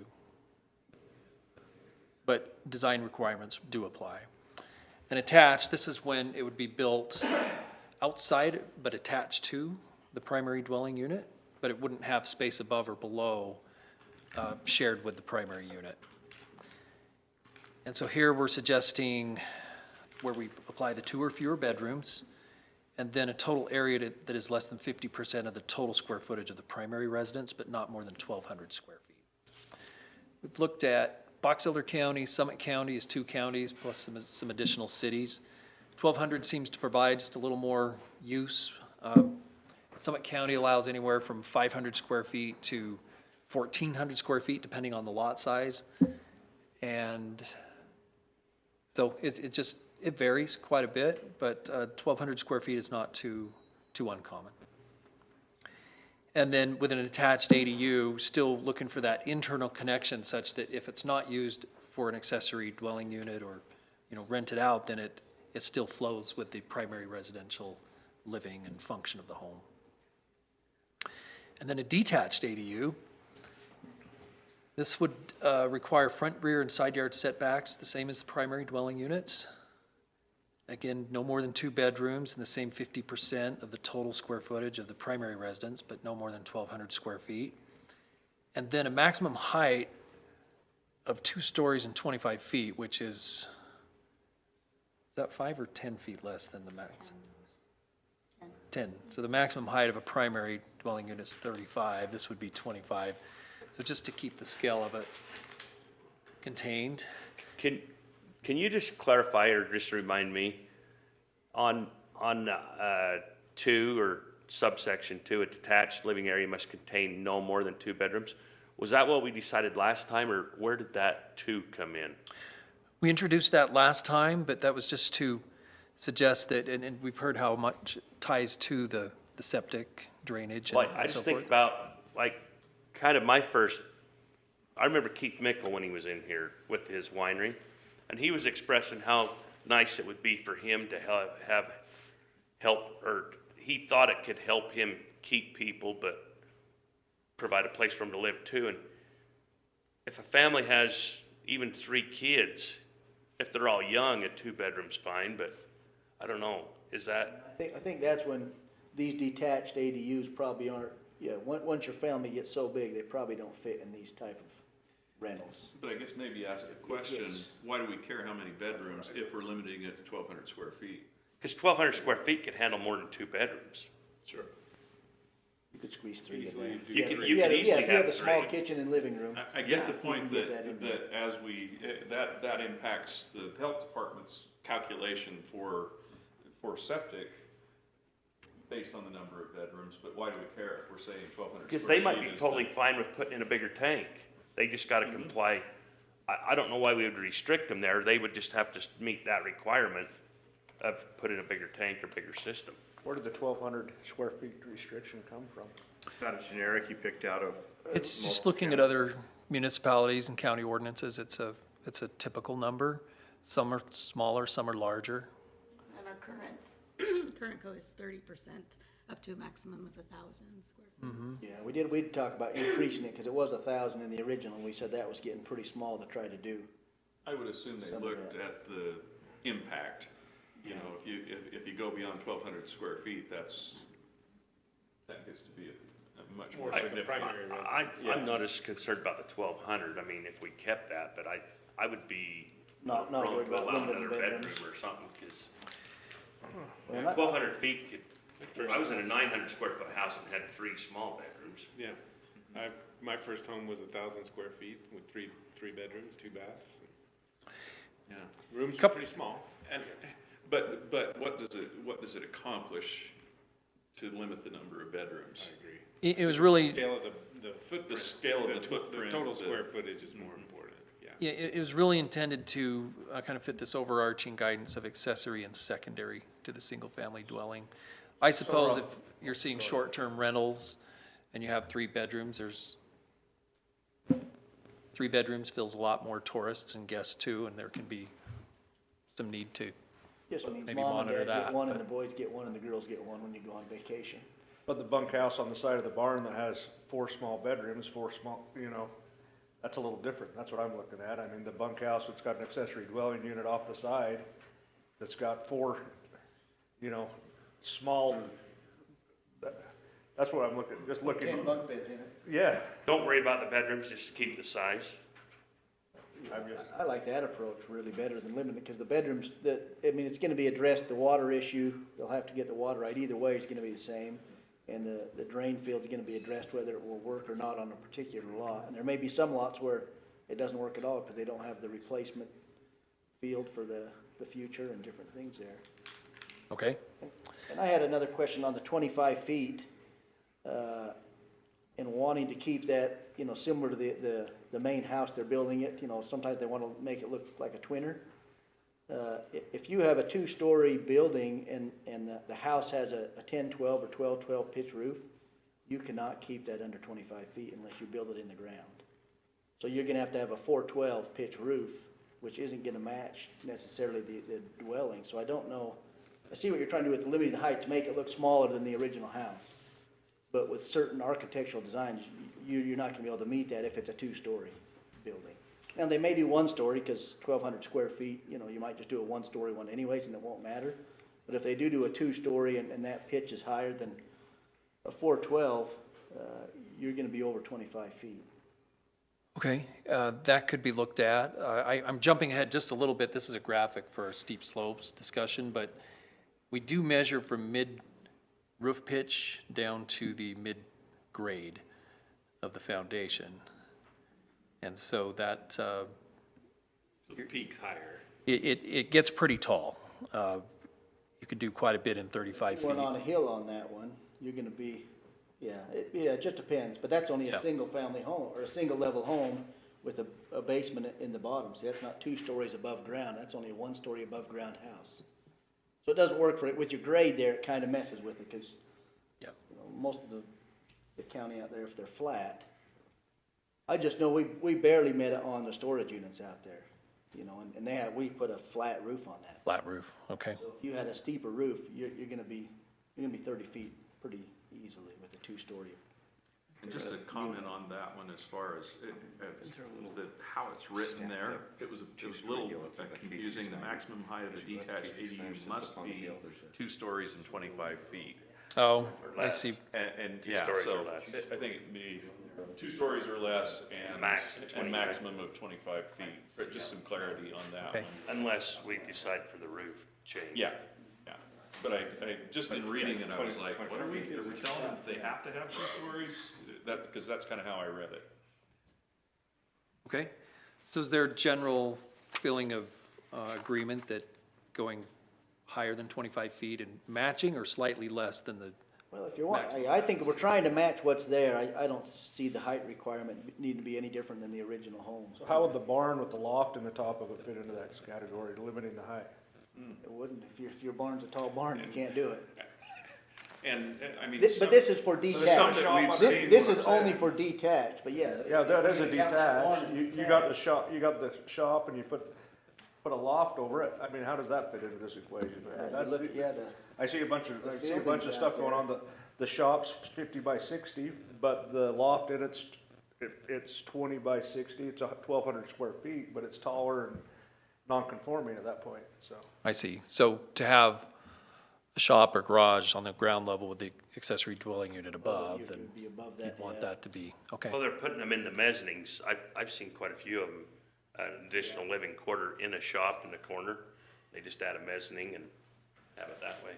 I think that's what you're gonna see a lot more of. Yeah. Is- That's what I have. I have one. Yeah, yeah. Okay, thanks for that feedback.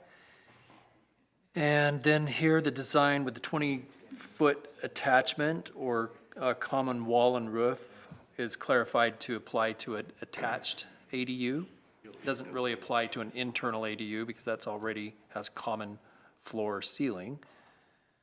Just a clarification on that, so at a minimum of 20 feet linear, so I'm trying to envision how we would see this play out in the future. I was thinking of, you've got your home and there's a breezeway. So there's an attachment between this and then there's the accessory unit off to the side. And so it would need to be 20 feet, so they would have to have a shared roof line or whatever that was at least 20 feet. Do you envision that? I mean, you look around the. Wall and roof, on this one, wall and roof, so they would have to be, you couldn't They have the would have to breezeway, be- if it read this way, you couldn't have. It would be It would be a detached. detached then, Okay. I think, the way this reads. I mean, you drive around the valley, we see these, whether it's part of a, it's above the garage, but there'll be an attached, a breezeway in between the building And that's because some of the cities have that requirement to count. that it. they're attached. Yeah, you see a number of those around. Angie, did you want to share a little background on this particular? No. Well, I was trying to find the example which is where this came from, because this is currently in the code. for ADUs, and it came because, we had a issue with an addition that was, I don't know, like 3,600 feet to the 1,200-foot house, and they called it an addition, but our code wasn't clear, and so it was just connected by a breezeway, and so it does appear to be two single-family homes. Yeah, well, I think the good thing now is if they want to do it that way, they can just apply as a detached, and so they can still do it and still have that breezeway look. And it would just be a detached and fall under that other, and we could then limit the size of it to 1,200 instead of not limiting it because it's under the footprint. 50% or 1,200 max, yep. Yeah, just to quickly show you the example which prompted the change in the first place. This is from a couple of years ago. Yeah, you can see how this is the existing home and this is the addition. So, this is a garage right here. It is an addition. Did This in our county? It is in our. But did that not, so that didn't have 20 feet connecting there? Or it wasn't in the rule then? It wasn't in the rule then, and it just is connected by kind of a hallway, and then their garage is right here too. So, anyway, this got around the definition, so we tried to tighten it up, and that 20 linear feet was part of that. So. The county's largest duplex. Yeah. Hope they put in an extra septic system. They're saying, hey, they didn't come in for a permit. You better zoom out so they can see where that is, Angie. They might need to go get an additional permit there for septic system. They know where to find her. All right, B probably needs a little more refinement, but the thought is, the original wording reads that the architectural style, building materials must be compatible. That reads well. But if an attached ADU is built as an addition to an existing single-family dwelling, the current wording says the addition must also tie into the existing roof line. And I was starting to picture maybe a one-story attached ADU to a two-story. And I was attempting to say, well, then the first floor roof line should connect, but this needs more work, and we'll try to. It really depends on what they're trying to do there, if it's gonna join in nicely or not, right? Yep, and without getting into pages of design code and standard, but, so we'll keep working on that. But I think you could hopefully see the intent of where this is trying to go. And then the exterior entrance of an internal or attached ADU must be on the side or rear of a primary single-family dwelling. I don't know if that's as important for a detached, but that could be discussed. So this is really, I mean, the purpose of this is to avoid the duplex look, the two side-by-side doors, or. Okay, and then D, the ADU must include a primary entrance that is not accessed through a garage or storage area. Secondary access into a garage or storage area is permitted. And we've had a lot of conversations with folks, sometimes a few folks, and a lot of conversations, just helping them refine their plans to meet our standards. So this is an attempt to make it even more clear. Some of the other standards that's called out in the building code stuff then, or? Well, just even in our existing accessory apartment, these are requirements, and just trying to help them be even more clear by separating them and enumerating them separately, I think is what's going on here. But the purpose of, I mean, I'm just trying to decide what the reasoning would be that you must access outside of a garage. Because your shop's gonna be, if you're in a mezzanine. Yeah, my constant question in here is, why do we care? Oh. I do think that is a building code requirement. If you have a 3-car garage and they're using one of the, but it maybe have something to do with fire code too, that they need an exterior exit, not through a garage. Entrance. And if that's the case, I would think it has more to do with fire code than anything else. That's really why I asked that, why do we care? And if it's a fire code issue that has to be external to the building, well, then that's easy. Okay. We can verify that. Let's see, I think we're kind of redundant here. The 2-story, oh no, the previous height limit was for detached. This is for attached. oh, it's attached and detached. So we'll double check the repetition of the maximum height. But I think here, rather than in feet, it's just clarifying, you can't do a 3-story ADU. It'd be pretty small. 400 square feet of floor in your stairs, you're gonna be all stairs. Some codes require that they're all on the same level. It'd be like the lighthouse over in Bear Lake, you would stay in that. Yeah. And then in terms of rules of measurement, we're suggesting just to keep it all consistent, that it's measured in the gross building area, inclusive of the internal room spaces and exterior walls. That just makes it easy to measure and apply consistently. And this is our existing language that we lean on our Bear River Health Department officials to look at sanitation, water, and other applicable codes. And finally, this. And this addresses some of the questions that we've been receiving as to, could I start with a smaller home and maybe convert that to an ADU in the future and add on a larger future, my dream primary single-family dwelling in the future. And so this is just clarifying that that could be done. However, it needs to be coordinated carefully and make it clear that the occupancy of the new unit, so someone could live in their small home while adding on and building the larger primary unit, but they can't move into the primary unit until the building permit reviews are complete and they receive certificate of occupancy. We had one scenario on 6, been a few years ago out in Amalga, where they were, I'm kind of thinking they either had an existing home that they were gonna remodel, or maybe they were even gonna build one, but they wanted to bring a trailer in to live in. And so it's really good that we clarified that, because it helps keep it clean, not only for this, but for other purposes as well. In an ancient history, we've had some situations where there was an existing home on a small home on the property, and they were building another home, and they said, as soon as we're done, we'll tear that one down. Never did. And it never happened. Oh, yes. Today it's a Recall. Nightly rental. Yeah. So, thank you for the feedback. That's very helpful. We'll make those refinements and modifications. Do you feel this could be ready for a hearing next month? I think, yeah, I think it looks pretty good with a few of those changes. Okay. You did a good job, too. All right. Thank you very much. Matt?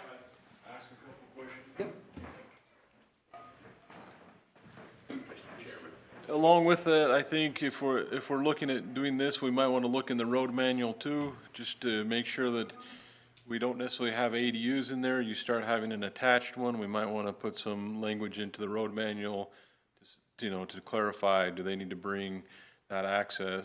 If someone's been living in an old home for a long time, are we going to get them with their frontage, improve their accesses, mailboxes? So there might be some stuff, that we want to look at the road manual and see how we're going to limit that with accesses and all that other stuff as well. Especially if they're gonna request another access for a detached ADU. Yeah. Well, Matt, just from what you said brings up a good point. So if there's an existing home and they want to add an ADU, would they then have to pave the front, or if they're on a dirt road? Right now, we don't have anything in ADUs. If you have a single-family house and you want to come and do an accessory structure, you're kind of exempt from the road manual unless there's with an existing?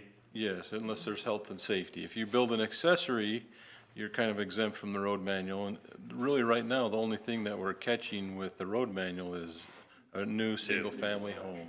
So now that you get a detached ADU, you're going to start opening that to another access, and how do we deal with that? So we might want to just make sure. If they didn't involve more accesses, then would we still have, Depends. That's how we might want to word that. Yeah, you think of something that was built in 1980s, someone's coming in, they want to build another ADU, there's some low-hanging fruit, like, they didn't dedicate the right-of-way 20 years ago. Do we want to catch the right-of-way with the new ADU just to make sure do we want to make them bring both accesses up and pave both accesses? Do we want to, how much do we want to? Or could we simply put in there, any addition of an ADU will not increase the number of accesses to the You could, but on some of these Some of them, I larger think, will be properties in an required, and then we'll have A10, to go through that stuff. they might be they might access from a totally different road. Yeah, you think a guy that's But on it a may be, 100-acre lot. it may be something that we want to build into that, though, and Yeah. say that, it's simply saying an ADU doesn't increase the access, well, that limits the. You could, the other thing is just ADT, right? Right, it does increase that. And so our private road, that would change our private roads. Right now, it's 50 in 5 homes. So you want 5 homes and 5 ADUs? That's twice the traffic of what we currently would allow on a small private road, so. But under state code, anybody can have an ADU in that, I mean, In that we dwelling. already have that potential because of state code. Correct, and I think Tim gave you some statistics on, we've had 3. I think there's been one since I've been here that I know about, and it's just, a couple of extra rooms in the basement, so it wasn't a big. It was new construction anyway, so they did all the road stuff and. Yep, so, Yeah, just some other things to think about as we go forward and we're having hearings, and if we need to prepare something on our side, we'd be happy to do that if we get some direction or some thoughts, so. Matt's comments remind me that I think there was some motivation to limit to 2-bedroom initially to try to have marginal increase in vehicle track so that it maybe blends in with a single family and doesn't maybe double the trips, as it were, but maybe just average out to be minimal and so I think that was part of the idea of limiting, was to maybe place less traffic burden. Still go back to the 1,200 Yeah. square feet. It's Yeah, gonna be well, a and I think factor. taking out the short-term rentals will even that out too, right? Half of them may just be used for short-term rentals and might only have one car there a month. Others might have someone there every night. It can be pretty varied. I think you think down that road, what short-term rentals would have the most impact? Well, it's the ones that have fewer bedrooms and have a big area where you have parties coming or something like that. And they're not next to a home. It's probably, and not next to an owner-occupied home. Okay, thanks very much. Thanks, Tim. Yep. Okay, now we're due for a late public hearing on our flood damage prevention ordinance.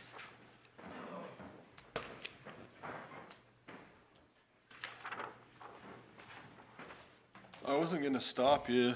I was hoping maybe you guys would just wear yourself out on that one and I wouldn't have to talk a whole lot, so. Close. We wouldn't want you to waste your time coming here to talk to us. It's never a waste. I'm always grateful to be here, so.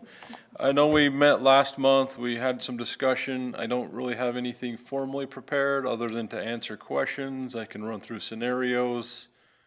I can just kind of briefly introduce this again, right? This has been an ongoing process for the last 5 years.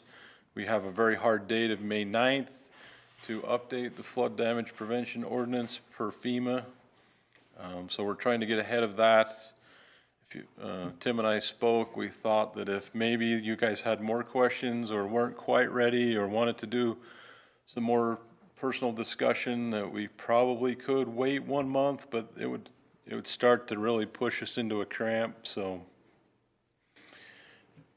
we've tried to have staff review it as much. We've spent a lot of time with consultants.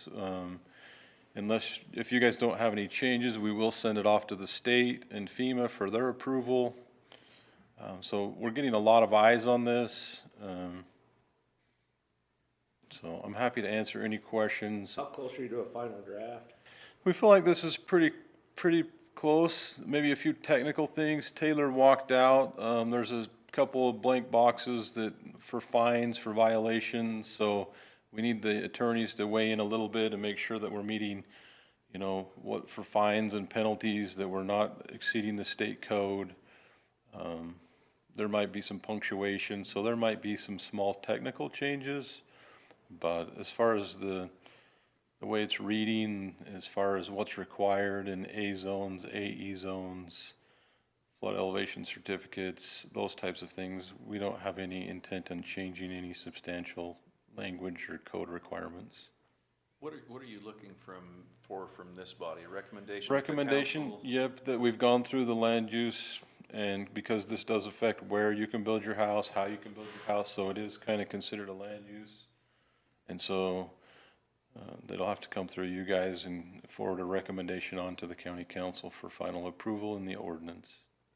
And I guess one question I have on this is just looking at variances as far as we looked at these flood zones. Some of them are great. They tuned them up, and some of them don't make a whole lot of sense. Do we have the leeway in this to be able to make a variance to say, well, this parcel is not going to flood, but FEMA says it's on the list? We do. I would probably wouldn't use the word variance, because that's a whole different section of this, to where if we said, hey, you have to do X, Y, or Z, and they didn't agree with this, they could come into the Board of Appeals and get a variance. Yeah.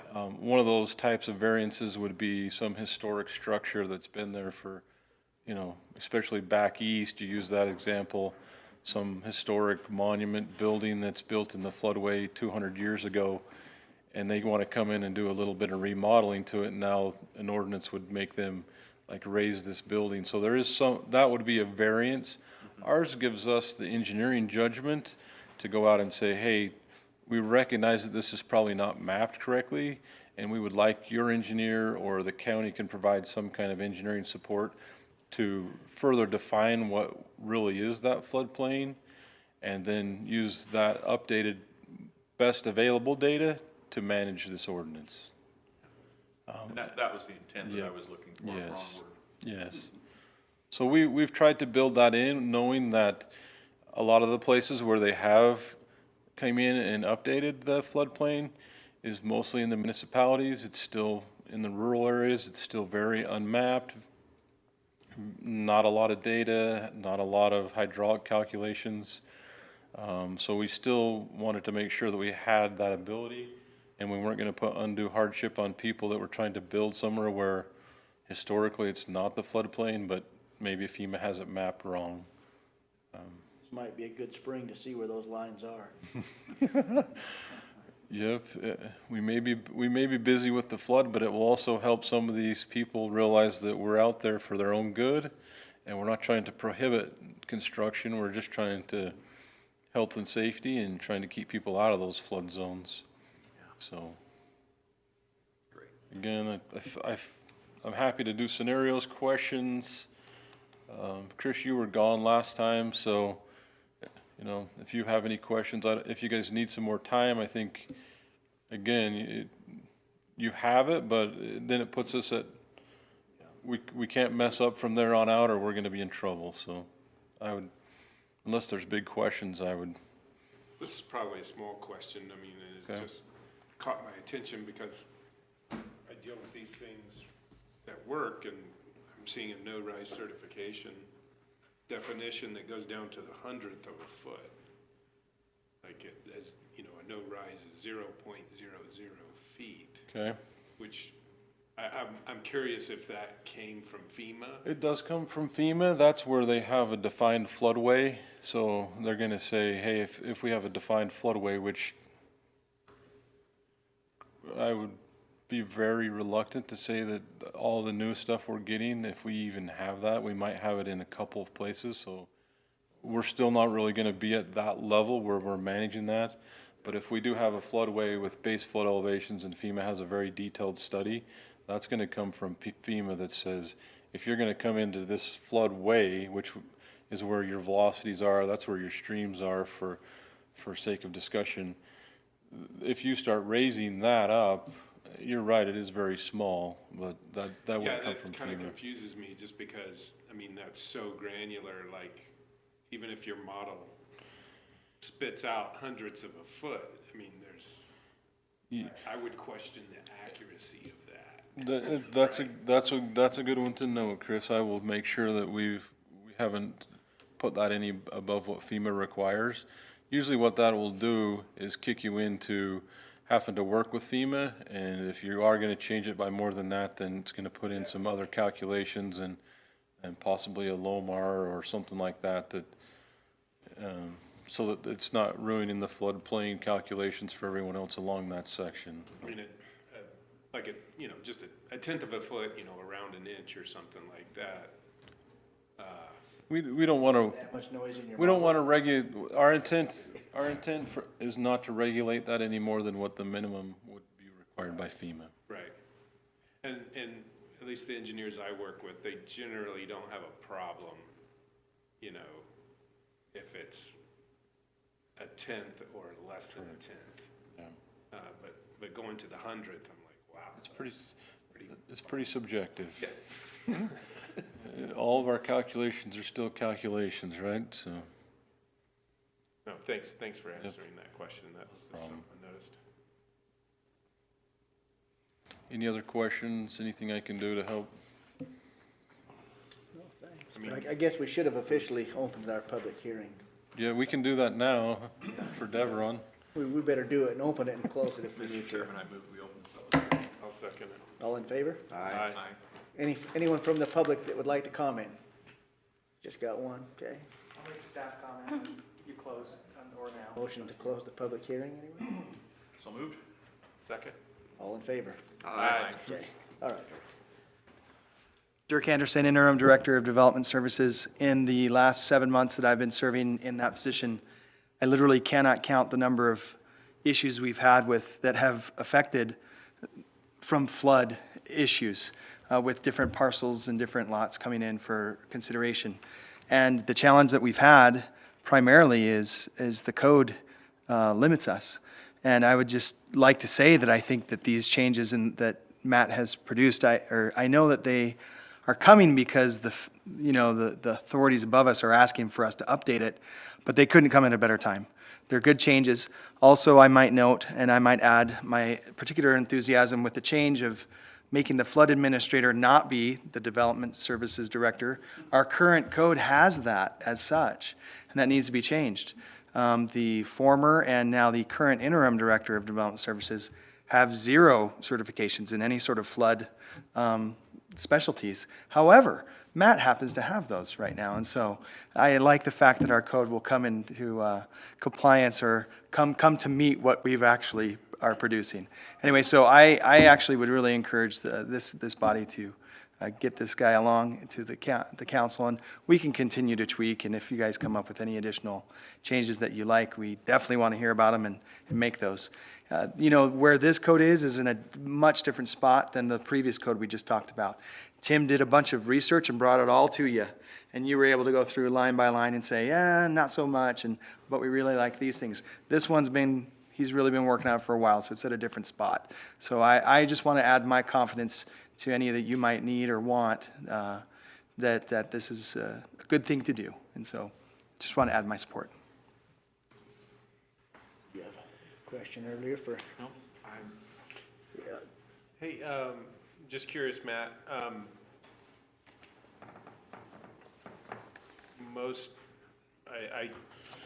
I get to fill out and process a lot of floodplain development permits. And is this something new at the county level that's being required? Because most of the times I've seen, it's just local governments, as opposed to the county that's doing them. For the flood development permit? Yeah, floodplain development permit. So we've always had a flood development permit in the county. It's been a one-page thing that was very specific to what's the height of your building. It didn't address any construction in the floodway. It didn't address any of those other things. So what we have done is prepared one that's a little easier for people. It's 7 pages. It's got information. What is this project? Is it a culvert project? Is it a house project? Is it an agricultural structure?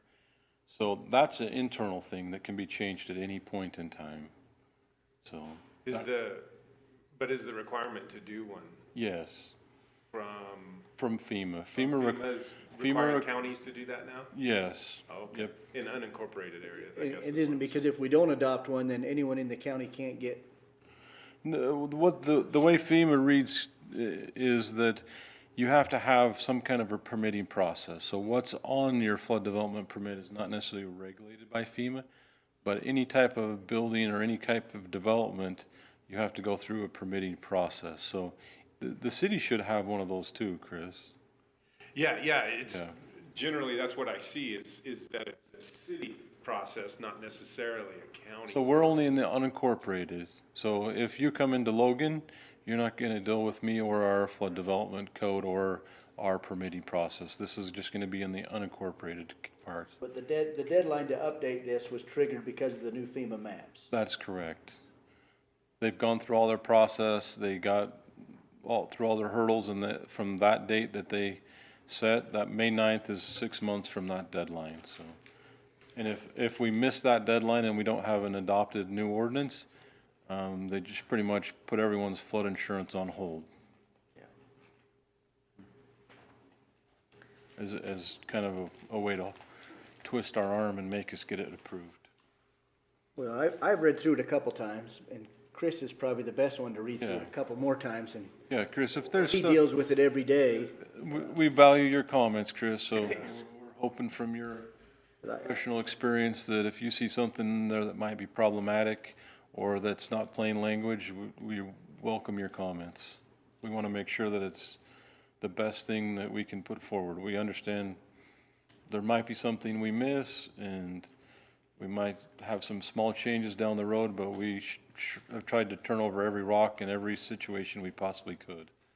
One of the places where we have spent some time is looking at the agricultural part of that and making sure that we have some stuff that addresses agricultural, and then also enclosures. So another sheet that the county currently doesn't have is that if you guys are talking about the ADUs, right? Let's say you go out and build an ag building out in the floodplain, which you can do.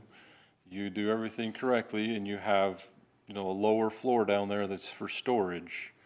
We're gonna say, hey, we're gonna consider that an enclosure, and we're gonna make you sign an agreement that says you're not gonna convert that into a bedroom, and if you do, then we can send our enforcement officer out there to say, well, wait, this was permitted, built to standard as a storage space and for your cars or your tractor, not for all your family to be living in.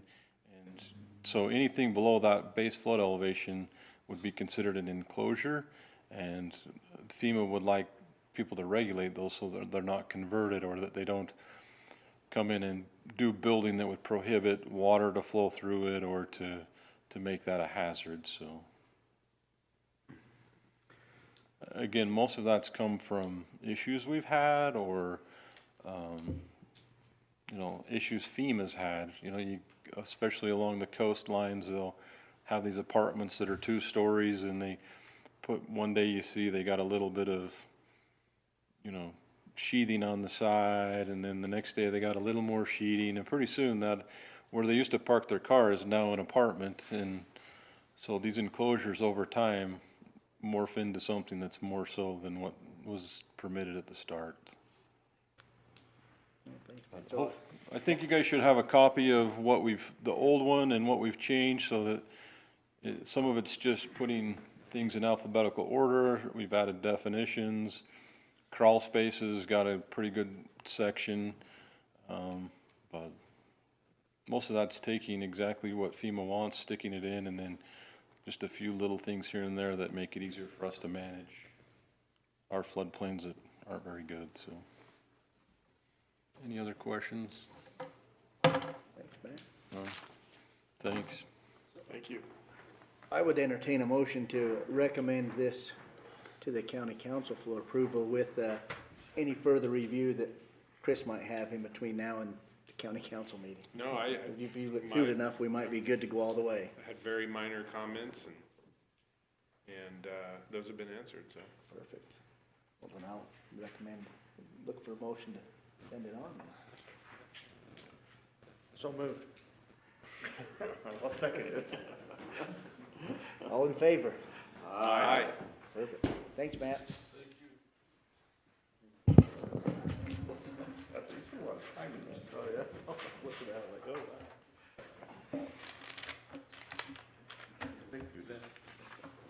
All right, Chris. Buildable acreage. Pull that up. All right. I've been able to take a little time and enjoy some drawing. Hopefully you enjoy and find these graphics to be helpful in our discussion today. But one thing I've found is, when we've talked about net density and calculating density, it also kind of raises the question of how to reach that density. Where can you develop or not? And so you're going to find that these graphics and the text kind of cross-reference between those two themes. And so what you're looking at here is kind of an abstraction of a mountain or some slopes, and they're just kind of segmented in flat, not flat, but uniform pitches of 20%, 30, 40, 50, and then you see the up to 60 and 70%. And these will guide some of the discussion that we'll have here in a moment. But obviously 20% is moderate, which requires a geotechnical study for development, but is still considered developable. Whereas presently in our code, 30% and above are not developable, and 30% and above must be deducted from the gross acreage, the total area of 30% and above slopes, deducted from the net density calculation. What you're looking at here is if we did not deduct those steep slopes from the net density calculation, each one of these squares, except you see kind of the 40-acre cutoff for the steep slope area, but those square areas represent 40 acres and 1 unit per 10 acres gross. And so what I've heard in discussions over the past few meetings is comments related to, well, it may not necessarily impact the character or the overall feel of development if the same number of homes were applied without removing not just steep slopes, but also other sensitive lands such as wetlands. I've not really illustrated natural waterways, and floodplains do not get taken out of the density calculation, but they're still shown kind of in context. So I wanted to provide this image as a comparison of not deducting steep slopes out of the density equation, not deducting wetlands or other type of sensitive lands out of the equation, and potentially see the overall impact in terms of the feel and the character of the development. So that's kind of perspective one. Kind of have the wetlands in the foreground and the steep slopes in the foreground. So any initial comments on what you see here? Other than, does it make you want to crave cheese right now? I love the graphics because I do think they're helpful to visualize what the discussion is about.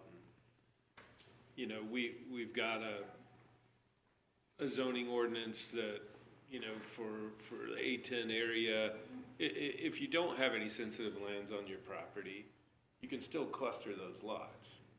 And you can go down to a half acre in size and put them all on a corner or something like that. And it doesn't really change the character out in the farmland necessarily, especially if you put them along a road or something like that.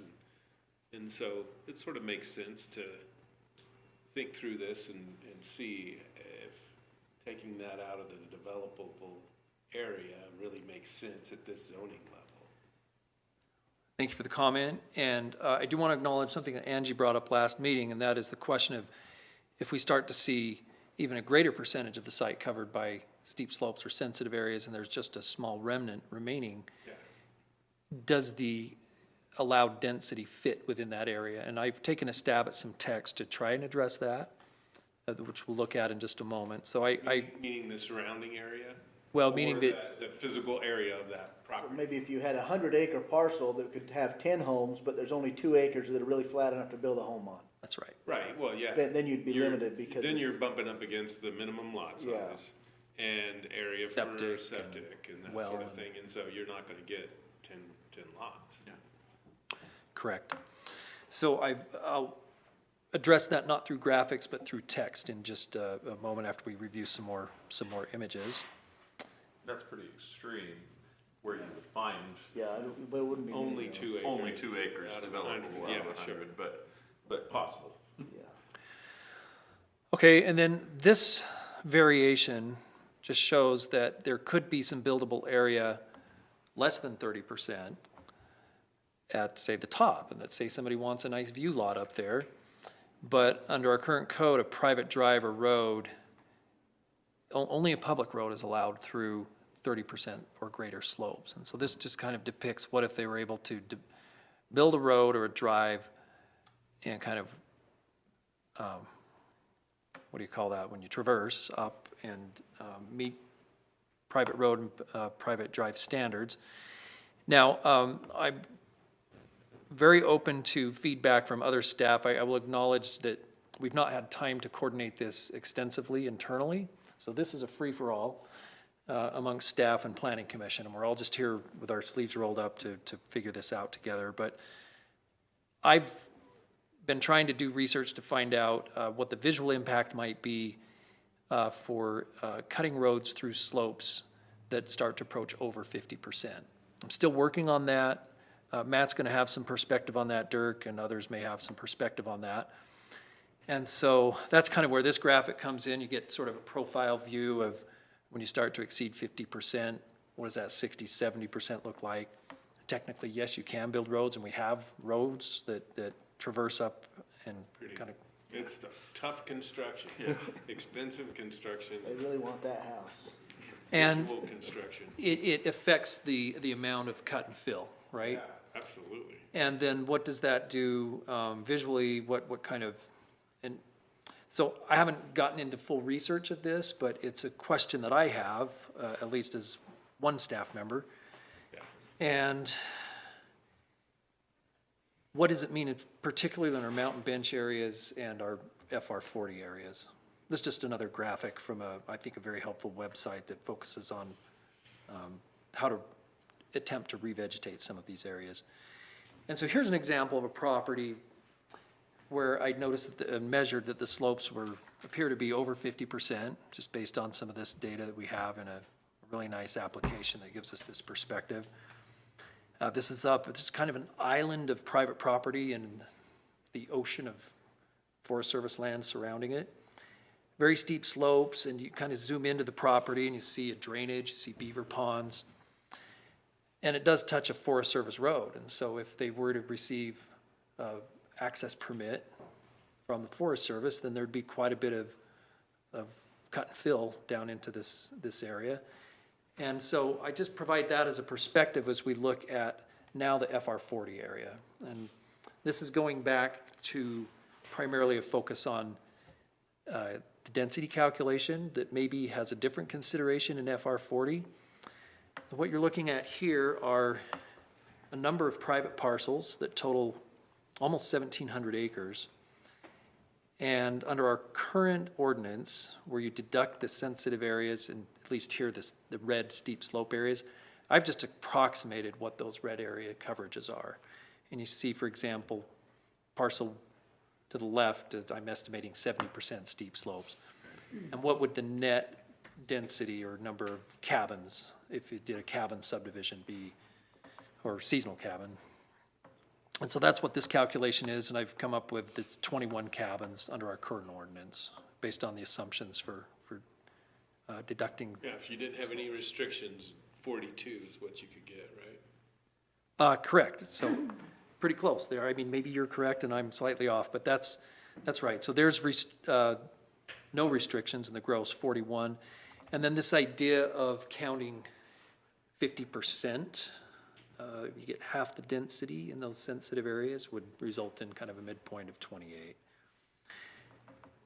And then this idea, we wouldn't necessarily want to address this in this particular code amendment, but as we can, in the future, and perhaps near future, start to explore more cluster development alternatives and density transfers, it could be that maybe there's a density bonus if certain very sensitive areas are preserved and cabin sites and road impacts removed from some of those more sensitive areas and placed in more accessible areas. And that density bonus could be a way to incentivize less impact in some of these sensitive areas, and both visual and environmentally. But that's just at least at the beginnings of some analysis there and some background to the text that I'll share in a moment. But please, any comments? In that case, like, is the idea there with the so-called bonus or whatever? I mean, it basically gets you back to as if there were no sensitive land constraints, basically, right? Correct. Is that intentional? I guess that's what I'm asking. So the idea here is that you get back to a gross density calculation, but with incentives with requirements to demonstrate less impactful development and steer more clear of very sensitive areas. Dividing it all by 40-acre parcels and making sure there's 1 unit per, you're saying, yeah. Right. The idea would be, They would have to go we buy those won't take development away rights. the steep slopes out of your developable area if you cluster less sensitive areas. Yep, kind of kept the cabins away from the beaver ponds. Yeah. Yep. Okay. So some food for thought there. Okay, and then, I'd just like to share this graphic. This is a drawing that, without the red lines and the annotations that you see here, this is a drawing that we share at the development counter to help folks understand how to measure the maximum height of a building. And so added to this graphic is the idea that if there was 30 feet of horizontal distance of 30% or greater slope, that gets you about a story of kind of walkout basement or that maybe some opportunity to build on that limited portion of steep slope or a band of steep slope could in fact be advantageous to kind of tuck a home into a hillside, and that obviously require geotechnical analysis. But this graphic just attempting to illustrate that that 30-foot distance gets you about 8 to 12 feet. And that's measured up at between 30 and 50% slopes. So there's that perspective that maybe there's some appropriate building or structures allowed on a limited portion of steep slopes. Go to that subdivision in Providence right now. Apparently there can be a lot of building on a steep slope. South of Zollinger's tree farm there. I mean, some of those homes in the winter, they can't get up their driveway.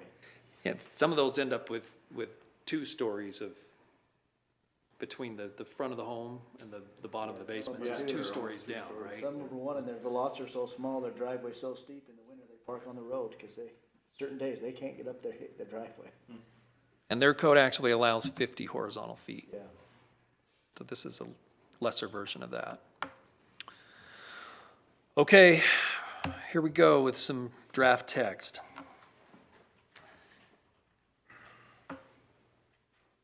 So I've taken out the statement that any acreage encumbered by these sensitive areas shall not be considered when calculating development density, but still not developable or wetlands, steep slopes over 30%, although there's an exception below, and natural waterways. And I will say that Matt's helped me recently understand that when we look at the definition of natural waterways, it's not just water, it's drainages. It's defined as anything that could substantially drain from a mountain or a ravine. And so a natural waterway could be very dry most of the time, if not all the time, but just during a major flood event. Quick question. Yes. It looks like the version in our folder is not that version. It's the version in our, at least the one I'm looking at, doesn't have those edits to it. Correct. I made an error and didn't print it with the inline edits. Okay. So my apologies there. And No here, problem. okay. And then we have no development shall occur, and I think we're using the word must. So we'll work on that, Taylor. So it will not occur therein except for required public roads, utilities, and/or facilities. That's similar to the way it reads today. It's just it didn't include public roads. It just said public facilities. And then you could also develop private roads, drives, and utilities on slopes less than 50%. Is that a new addition, or is that? That's new, and that's Tim Watkins new that others will comment on. And I, yep. because I have to ask that question. Well, why is a public road why can we do that on steeper slopes but not a private road? If it's engineered, who cares? And maybe there's a good answer to that. And I did bold public road because that was pretty much the addition there. Actually, if we, That was original language though, right? let's see, the original language should be, We just required utilities in. It said public facilities, which was interpreted to mean roads. Didn't say it specific. I'm sorry, I can't find the original text at the moment. Which But allows, I mean, our mountain roads allows that kind of development. But when we look at the FR 40, I think we definitely could end up in those situations where a private road may have to develop steeper slopes. So I just asked the question: is there a good justification that says why we only limit that to public facilities, public roads? If there's if it can be engineered and built to a certain specification. I can share my thoughts on that, is that the essential nature of a public road and to fulfill a master plan, and that it's more about the public good and the public need, not to say to minimize the private need and private Bear interest. Lake, we needed to cross some of these really steep slopes to facilitate public transit across there. But I just have to have that question: is there a reason why there's a difference there? And I don't. If there is, great. I just, in my mind, I don't see it. I think we've been left to guess as to why it's that way. But and then another thought is that if there were to be roads above 50%, private roads, as stated here, there would not be. Private roads, drives, and utilities developed on slopes less than 50% would be allowed, but not above 50. But perhaps if they were to be allowed above 50%, there could be more of a special exception review and get into more thought-out standards and visual and environmental impacts that they have to demonstrate at a certain threshold of stewardship there, if I can use that word. Yeah, it comes down to, can it be engineered? Can it meet certain standards? If it can. You can engineer anything, I imagine. Yeah, and they will try, yeah. But like, you gotta, at some point. You gotta convince gotta be Matt to like, stay there. Wow. Matt will come up in a moment. I wouldn't touch a 50% slope. Yeah, Personally. yeah. And my point is just why do we have a difference there? I don't know. A difference between public and private? Difference between public and Does it need to be there? I mean, if it can be done by the public. Yeah, I suppose the public can start to build roads on stilts and all kinds of interesting things, but. Not an object, you can't. And then this third exception.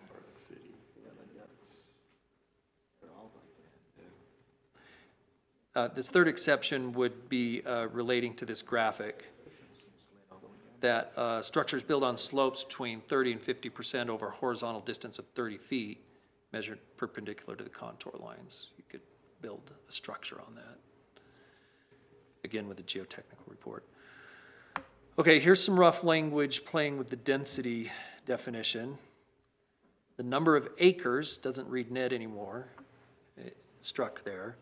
Required per buildable dwelling unit lot as specified in the zoning land use table. Each dwelling unit must be built on a separate parcel or lot. Lots may be clustered as allowed in section 1660.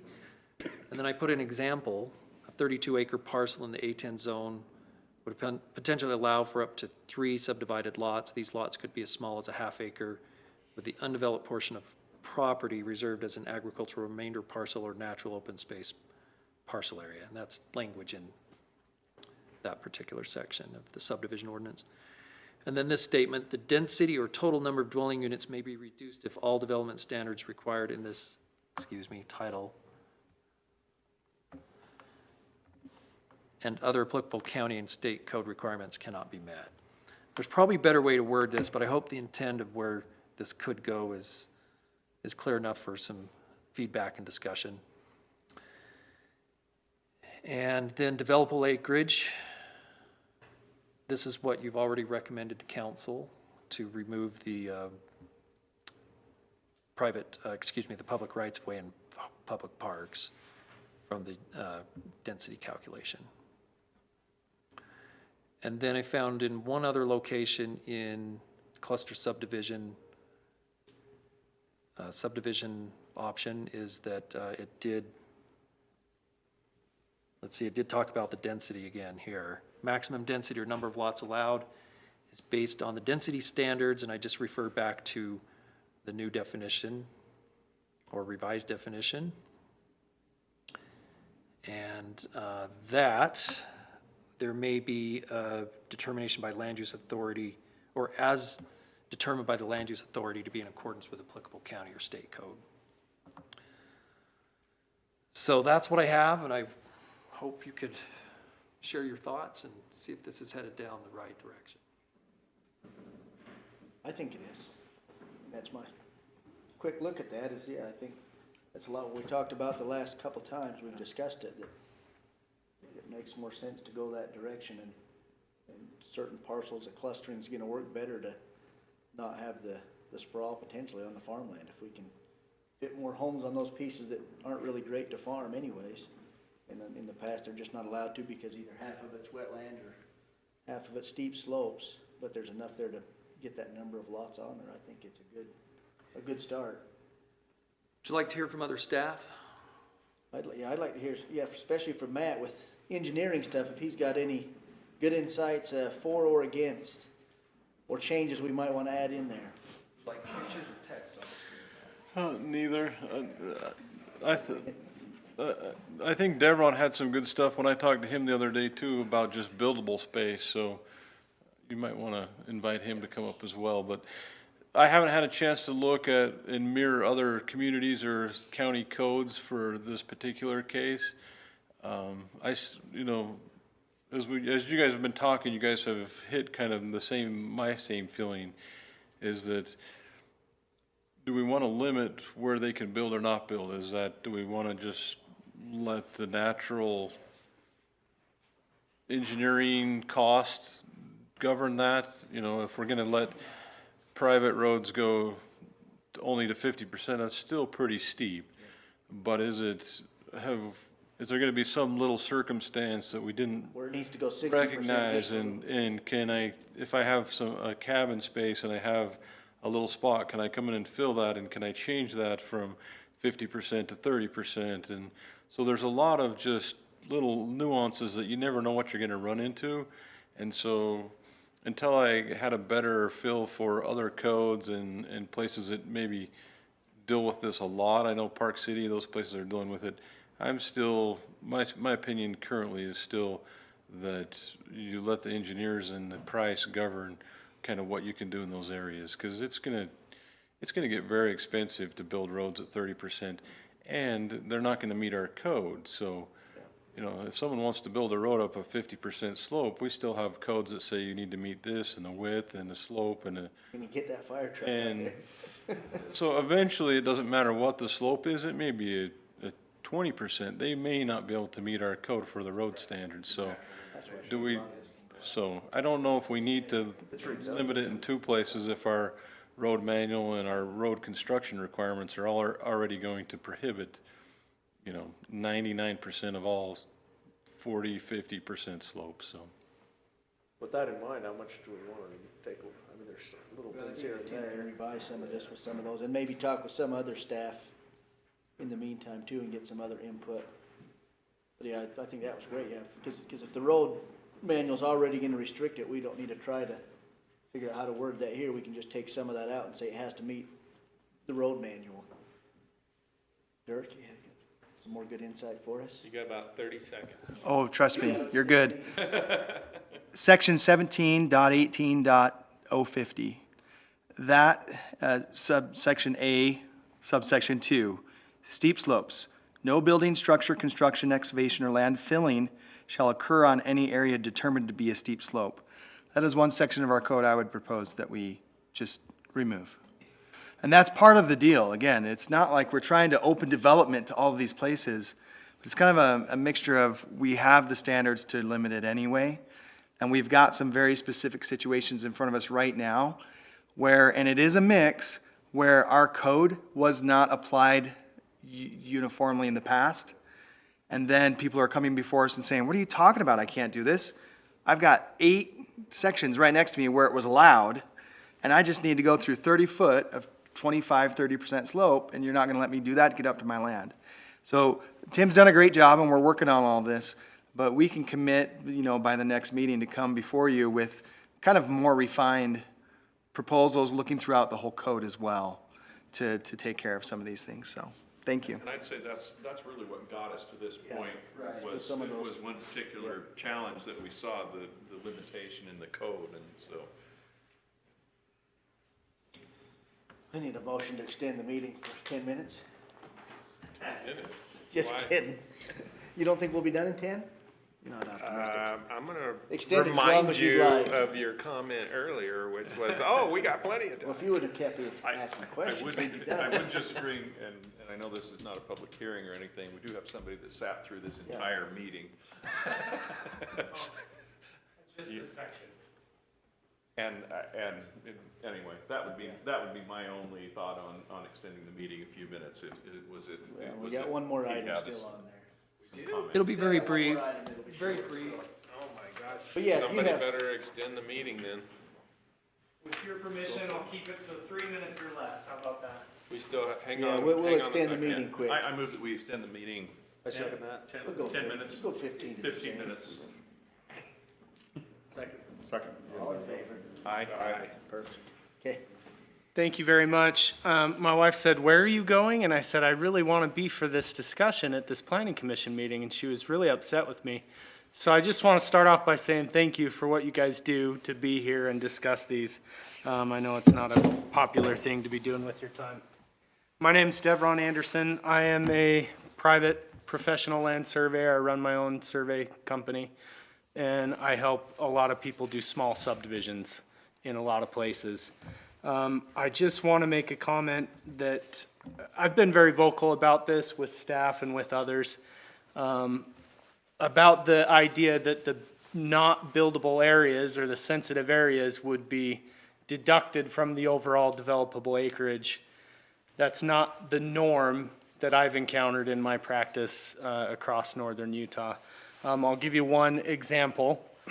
If a client of mine here in Cache County has 20.01 acres, they're allowed in the A10 zone to get two buildable lots on there. If they propose the subdivision, get the survey done, they've got 20.01 acres, they go through the whole process, they're going through the subdivision development process, and they can even be approved by this board. Their development's approved.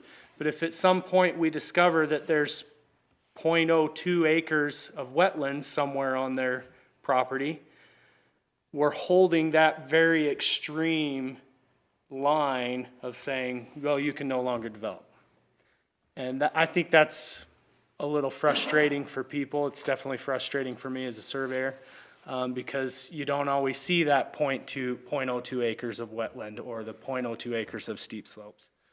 In other places where I've been, and I would encourage staff and support their efforts to look into other codes, you can definitely set some minimums, like, hey, you have to have this much buildable area, but to kick somebody out just because that little fraction it can be frustrating. So I really believe that the developable acreage and the density that you need to start development could be and should be set separate from what then is buildable and not buildable, and the criteria for where you can build and can't build. So that's my only comment. I don't know if the text you wrote exactly does that or not. I'd be happy to look at it with you too, but just that idea of being able to let them, they still own the wetlands. They still pay taxes on it. It's still their land. And it still, in my opinion, should count for the overall developable acreage. Whether they can put a home there or not, that's a buildable area topic. And I think that should be handled in that setting and not kick back to kicking them out of the density calculation altogether. Does that make sense? Oh, yeah. It's why, I would say it's why we're here. Yeah. Well, and Having all of this discussion. I really appreciate it, and thanks for letting me give my opinion. I would support any effort to go that direction. Thanks for sitting here for 2.5 hours to give your comments. No, I was very late. I got here late, but thank you. Okay. Should I move to the next item, final item? So I think you've got You some got good stuff to 5 work on minutes, there. right? Yes, a lot of great feedback that we'll incorporate and bring back to you. Okay, so the moderate income housing state required annual report. We are redoing that to meet the feedback from the state, to meet their requirements. And specifically, they require that we address at least 3 of the state-defined strategies for moderate income housing. And so I just wanted to run these by you and get a little feedback before we take this resolution to the council. And I don't have the complete list of state strategies in terms of the moderate income housing related to the general plan. But many of them, as you can imagine, are very urban and related to transit-oriented development and apartments and so forth. So the first is to create or allow for and reduce regulations related to internal or detached accessory dwelling units in residential zones. And so here just stated that we allow for internal and attached, and that we'll continue to review amendments in this ordinance to become fully compliant with state code updates, and to explore additional options for homeowners to provide accessory rental options. So I'm not committing to anything and not predicting what the council will adopt based on your recommendations, but just to say we allow them, and we're looking at further expanding the flexibility of them. The second criteria, strategy rather, is to reduce, waive, or eliminate impact fees related to moderate income housing. This language is inspired by Box Elder County's recently approved annual report, which is that county does not charge impact fees related to housing and associated accessory dwelling units, and will not charge impact fees related to accessory dwelling units in 2023. I'm not trying to say we never will, but at least this year in our annual report, we don't intend to. And similarly with eliminating impact fees for accessory dwelling units that is not an internal accessory dwelling unit. That's a very specific strategy in the state code, and same kind of thought as we're not going to add or adopt impact fees related to that this year. Maybe never, but not this year. And then these strategies, we're very unique as Cache County supporting a countywide planning office, and we're hopeful we can fill the countywide planner position soon. And we've had some great collaboration with communities, and with less emphasis on completing the general plan, there will be more time to work with communities and collaborate, as the table has been set in that regional collaboration plan and cost of services study. So strategy G is more urban. Amend land use regulations to allow for higher density or new moderate income residential development in commercial mixed-use zones near major transit investment corridors. And the statement in response to this is that we as a county, we support municipalities with our countywide planning services in a partnership. And one good example of that is last year we worked with Hyde Park City and helped them explore mixed-use development in a town center, and that's something that they are still pursuing and exploring, both in terms of their land use and transportation planning. So we support it not as a county unincorporated, but as a countywide service to municipalities. And then create a program to transfer development rights for moderate income housing. And again, not committing anything here, but we support municipalities again with countywide planning services. And the counties recently, and this is jumping ahead just a bit because the hearing for the council is February 14th for them to consider adopting that plan. But there could be interjurisdictional transferable development rights, or even if cities want to learn how to apply transferable development rights within their own municipality, countywide planning can support that in terms of technical services and support. And you may have seen an email where, in fact, the Utah Land Use Institute, that's the first topic that they're launching as a statewide training, and they've asked that we hold that here at the county administration building. So that's February 22nd. Does that count for our annual training? It would count towards 1 hour, yes, 1 credit. You bet. So that's what's here in draft form. Just appreciate any feedback or thoughts if this appears to be something that would be presentable to the council. You confident these responses will satisfy the? I believe that the first 3 responses are patterned after what Box Elder's responses were, and I believe that those were approved. And that these countywide strategies are creative, probably unique to us compared to another county that would provide that type of support to the municipalities. It looks good. Okay. Thoughts from managers and directors? Entertain a motion to strike recently adopted. Yes. Because it's not quite recently adopted? In 5 years when someone reads it. Yeah. Oh, look at that. It's gone. I take back my motion. It wasn't there. Okay. What do they call it? Training on the 22nd? But we need 3 of these. Is that something you need action on? or- No, just like to share with council that we discussed it with you, and then they could consider it as a resolution. Sounds good. Thanks, Tim. That's it. Thank you. What's next month look like, Angie? We'll have the public hearing on the developable acreage. I have a Beaver Mountain CUP amendment, a rezone. Oh, there it is. Okay, it's updated. Industrial and a subdivision. Industrials, we've had more industrials in the last 3 months than the entire time I've been on here, which is a long time. Yeah, this one's adjacent to Nibley and actually accesses a Nibley Road, so it could be an interesting. Because have you got comments from Nibley yet or no? Not yet, no, I just got the application a couple days ago. Well, when it gets a little closer, we'll see how big that meeting is. If I make it back from St. George or not for that meeting. Oh. Rural water meetings are that week too, so.